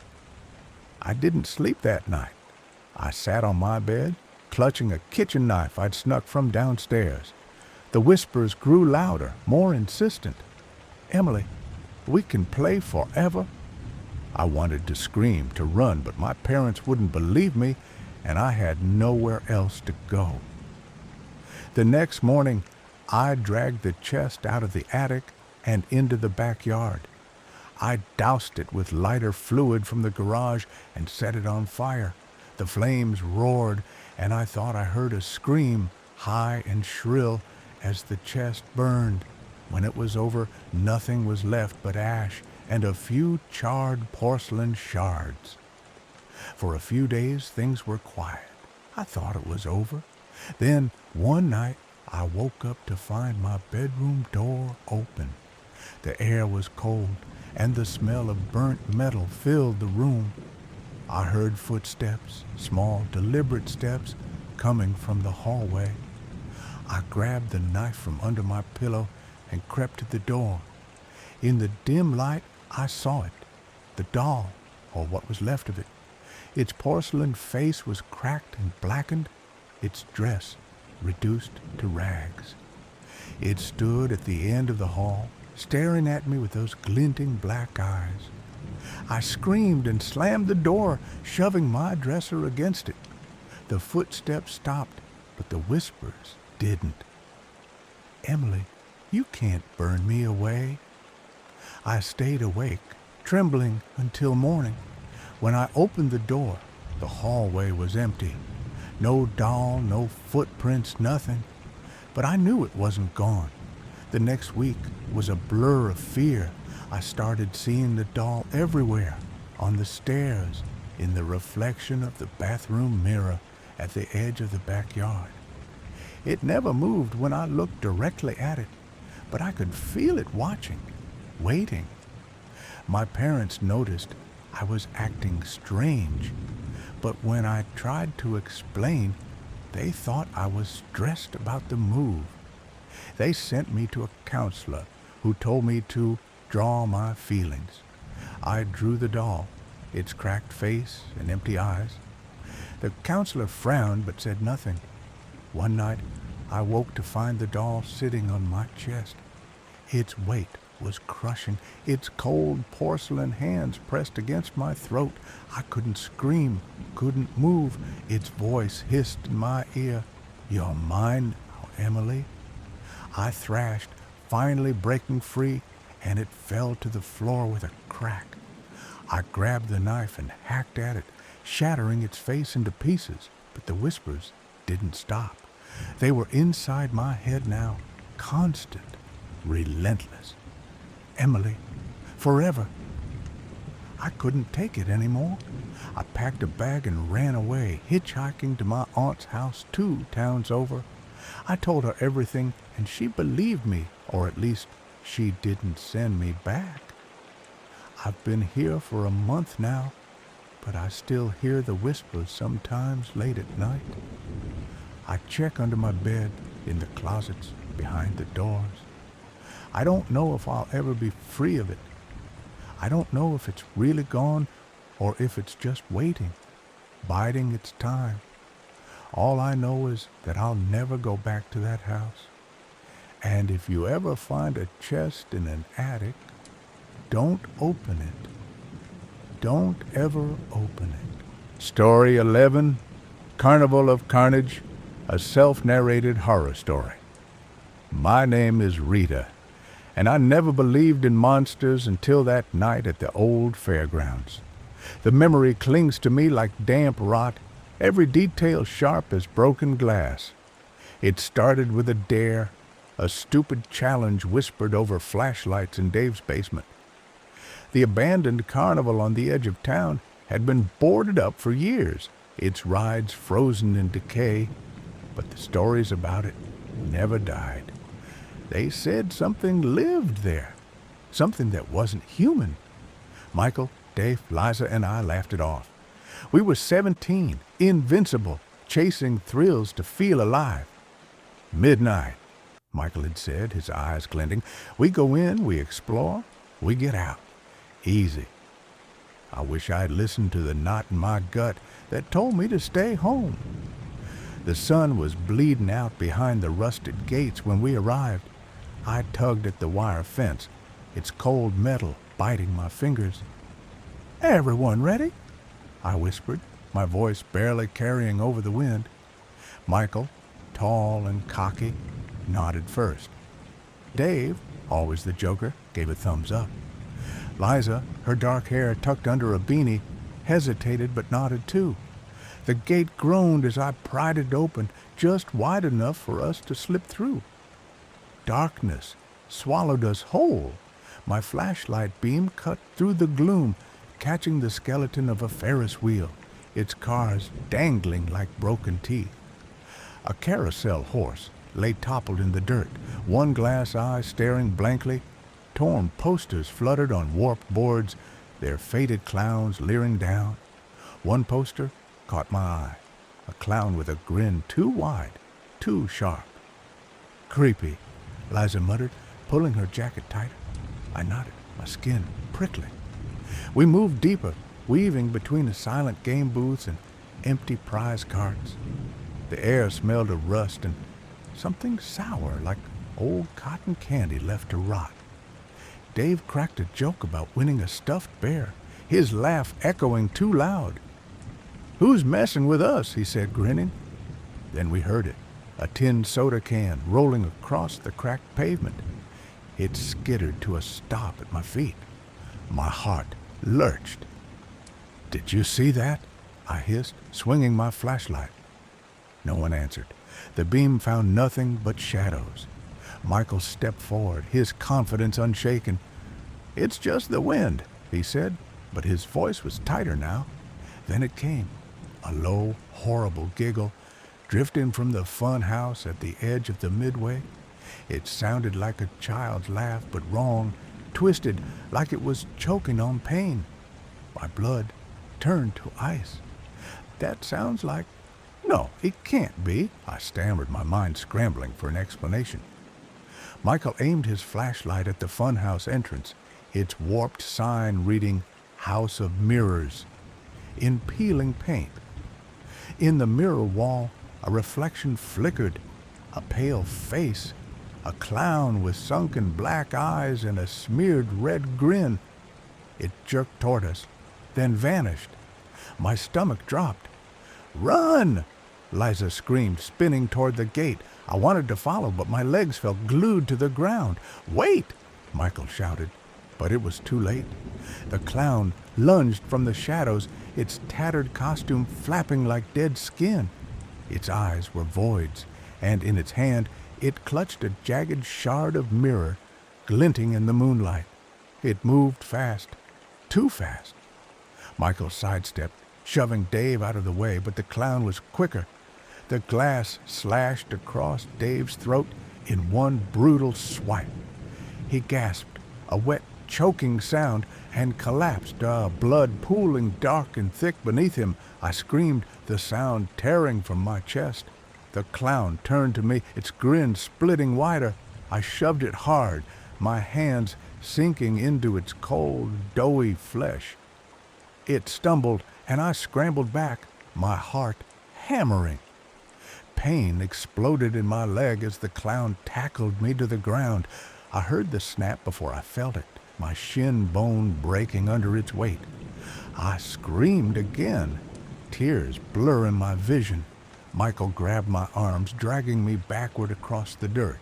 Liza, wild-eyed, threw herself at the clown, tackling it into the shadow of a rotting bumper car. They grappled, a tangle of limbs and terror. Liza's hand found a heavy mallet, rusted but solid, lying in the dirt. She swung it down on the clown's hand, crushing bone. It howled, a sound that wasn't human, and recoiled, blood dripping black onto the ground. The clown twisted free, its cackle slicing through the air. It lunged again, but Michael was ready. He swung the mallet high, bringing it down on the clown's head with a sickening crack. The creature shrieked, a sound that clawed at my ears and collapsed in a heap, its body twitching once before going still. Silence crashed over us, heavy and suffocating. Above, the carousel began to turn, its warped, merry tune creaking to life. The sound made my skin crawl. I don't know how long we sat there, panting, staring at the clown's crumpled form. My leg throbbed, each pulse a reminder of how close we'd come to dying. Michael dropped the mallet, his hand shaking. Liza was sobbing, her face buried in her knees. I wanted to say something, anything, but my throat was raw. Then headlight cut through the darkness, sweeping across the midway. My father's voice boomed from the fence, sharp with panic. "Rita, you kids okay?" A sheriff stood beside him, his flashlight scanning the scene.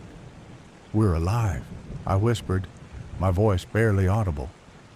Michael helped me up, my broken leg screaming with every movement. Lisa clung to me as we stumbled toward the gate. The sheriff was shouting into his radio, confirming we were alive, but his words felt distant, like they belonged to someone else's story. We didn't look back at the clown. We couldn't. The cold dawn painted the fairgrounds in gray as we sat in the back of the sheriff's truck. Blankets draped over our shoulders. My leg was splinted, the pain dulled by shock. Lisa wouldn't let go of my hand. Michael stared at the ground, his silence heavier than the sirens fading into the distance. The carnival looked almost peaceful now, its rusted ride still, the carousel silent again. The clown was gone. No body, no blood, no trace. Just the four of us, and Dave, who didn't make it. We swore never to speak of it, not to the sheriff, not to our parents, not to each other. But the fairgrounds haunt me still. At night, I hear that giggle, that twisted, broken sound. I see the clown's black eyes in every shadow, and sometimes, when the wind is right, I swear I hear the carousel start to spin. The weeks that followed were a blur of pain and questions. My leg was in a cast, and I spent days in the hospital staring at the ceiling, replaying every moment.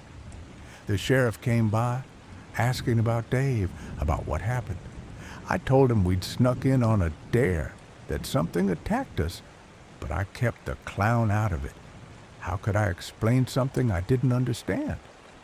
Liza and Michael gave the same vague story. The official report called it an accident, a vagrant maybe, someone passing through. But we knew better. The fairgrounds were boarded up tighter after that. Warning signs went up, and a chain-link fence replaced the old wire one. But people still talked. Kids at school whispered about the carnival, about the thing that lived there. I avoided their eyes, their questions. Liza stopped coming to school for a while, and when she did, she was quiet, her laugh gone. Michael threw himself into sports like he could outrun the memory. I tried to move on, but every step on my crutches reminded me of that night. One day, months later, I found a crumpled flyer under my bed. It was one of those old carnival posters, the clown's face staring up at me, its grin wider than I remembered. I don't know how it got there. I burned it in the backyard, watching the edges curl and blacken. But that night, I dreamed of the fun house, of mirrors reflecting endless clowns, all laughing, all reaching for me. I woke up screaming, my cast heavy on my leg. I started avoiding mirrors after that. Even now I catch myself looking over my shoulder, expecting to see that pale face. The carnival's gone. Torn down last year, replaced with a strip mall, but I still feel it. I still hear the carousel's tune, faint and warped, like it's calling me back. Lisa texts sometimes, short messages to check in, but we don't talk about it. Michael doesn't talk at all, and Dave, I see him in every empty space, hear his jokes in the silence.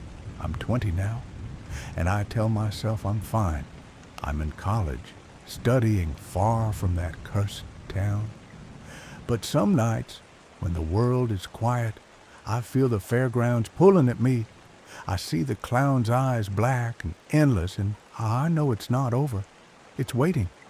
Somewhere, in the shadows of another forgotten place, it's waiting for me to step back into its game.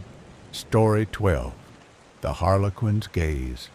My name is Jake Mallory, and I've never been one for ghost stories or urban legends. I'm a mechanic, grounded in the hum of engines and the weight of tools in my hand, but some things you can't unsee no matter how much you want to. This is the story of what happened to me and Emily, my best friend since high school, on a night that started with curiosity and ended with something I can't explain. It's not a tale I tell lightly, and if you're reading this, I hope you'll stick with me until the end. It was late October, the air crisp and heavy with the scent of fallen leaves. Emily and I were driving back from a late shift at the garage, the kind that leaves your hands stained with grease and your mind foggy. We were on a quiet stretch of highway when Emily, always the one to poke at the unknown, brought up old Mrs. Crandall's stories. Mrs. Crandall was the town's unofficial historian, a woman who'd lived through decades of gossip and oddities. She'd told Emily about a clown statue in Harwood Park, a forgotten little place on the edge of town. According to her, it moved after dark. Not much, just a tilt of the head or a shift in its stance, but enough to make people whisper. "Jake, let's go check it out," Emily said, her voice half teasing, half curious. Her brown eyes glinted in the dashboard light, daring me to say no. I laughed it off, but the idea stuck. I'm not superstitious, but I've always had a thing for proving stories wrong. So I turned the truck down a narrow country lane toward Harwood Park, the gravel crunching under the tires. It was nearly midnight, and the world felt too still, like it was holding its breath. The park was a relic, all cracked pavement and overgrown weeds. At its center stood a dried-up fountain, and beside it, the clown statue. It was life-sized, carved from wood, its paint chipped to reveal gray splinters beneath. Its face was frozen in a wide grin, but the bright blue eyes seemed too vivid, almost wet in the streetlight's glow. Emily shivered as we parked. "This thing is creepy," she muttered, pulling her jacket tighter. I couldn't argue. Something about the statue's stare made my skin crawl like it was watching us. I climbed out of the truck, trying to shake the feeling. "It's just a statue," I said, more to myself than to her. I circled it, my boots scuffing the gravel. The paint was peeling worse up close, the red nose flaking into a sickly pink. But that grin, it was too perfect, too knowing. Emily stayed by the truck, her arms crossed. "Jake, let's go. This was a dumb idea." Before I could answer, she froze, her eyes locked on something behind the statue. I turned, and my stomach dropped. A man stood there, silent as a shadow. He wore a cracked porcelain mask painted with a clown's face, white with red slashes for cheeks and a jagged black smile. His clothes were a patchwork of red and yellow, mismatched and tattered, like something pulled from a thrift store's reject bin. In one hand, he held a dim lantern, its light flickering weakly. His eyes, bright blue, unblinking and human, stared through the mask's holes, pinning us in place. "Hello, friends," he said, his voice low and raspy, like wind through dry leaves. My heart slammed against my ribs. Emily grabbed my arm, her nails digging in. Who are you?" she stammered. The man tilted his head, the mask catching the light. "They call me the Harlequin," he whispered. "I waited a long time." I forced my voice to stay steady. "What do you want?" I asked, stepping in front of Emily. She was trembling, her breath shallow. The Harlequin's painted lips didn't move, but his real mouth curved beneath the mask. "Not so fast," he said. He raised the lantern and blew out the flame. Darkness swallowed us. My phone's flashlight amp buzzed to life, casting a harsh white beam. Emily screamed, and then I heard it. A faint, rusty circus tune looping from somewhere in the distance. It was the kind of melody you'd hear from an old music box, warped and wrong. The statue behind us creaked, wood groaning like it was alive. I spun around, and my blood ran cold. The clown's head had turned just slightly, its blue eyes now locked on us. "Run!" I shouted, grabbing Emily's hand. We sprinted for the truck, but the Harlequin was faster than he looked. He lunged, his gloved hand closing around Emily's ankle. She hit the gravel hard, crying out. As her leg twisted, I dropped to a crouch, my fists clenched, ready to fight. The Harlequin stood over her, a wooden mallet in his other hand, shaped like a cartoonish club, but heavy enough to crush bone. "Playtime is over," he hissed, raising it. I didn't think. I tackled him, my shoulders slamming into his chest. We hit the ground, gravel digging into my knees. The mask cracked against a stone, splitting to reveal a man's face, pale, gaunt, with wild eyes and paint smeared across his cheeks. He snarled, wrenching free and grabbing Emily's arm, yanking her backward. She screamed, clawing at his grip. Desperate, I kicked the lantern from his hand. It skidded across the gravel, landing in a pile of dry leaves. A spark flared and flames caught, licking up the Harlequin's tattered clothes. He howled, thrashing to put out the fire, but it spread fast. I grabbed the mallet he'd dropped and swung it with everything I had. It connected with his head, a sickening thud echoing in the night. He crumpled, the flames dying down as he lay still, a smoldering heap. I ran to Emily, helping her up. Her ankle was swollen, but she could stand. The statue loomed behind us, silent again, its grin unchanged. The circus tune faded, leaving only the sound of our ragged breathing. We stumbled to the truck and peeled out of the park, not looking back. The police came later. The man, the Harlequin, was alive. Barely. They didn't tell us much, just that he was a drifter with a history of breaking into abandoned places. The statue was removed, burned to ash after they found carvings inside it, strange symbols no one could explain. Emily's ankle healed, but she doesn't talk about that night. Neither do I, usually.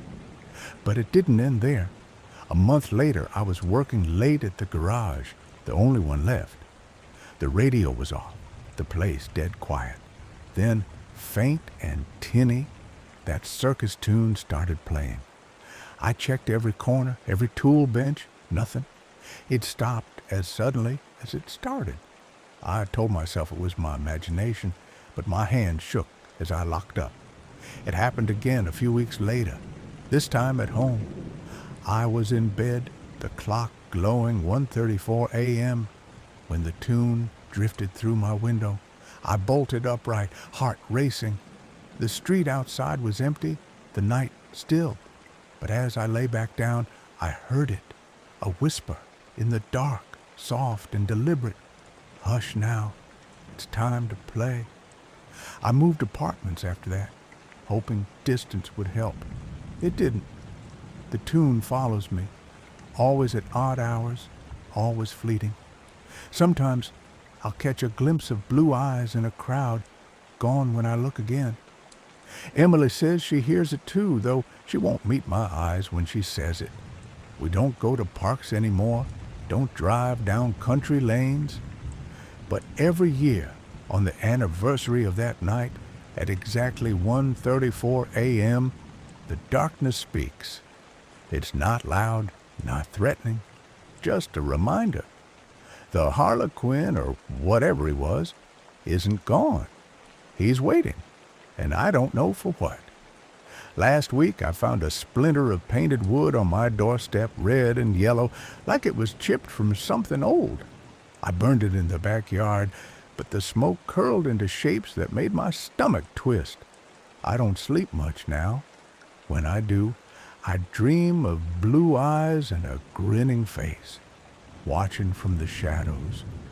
I don't know if I'll ever be free of it, but I keep my keys close and my truck ready, just in case I need to run again.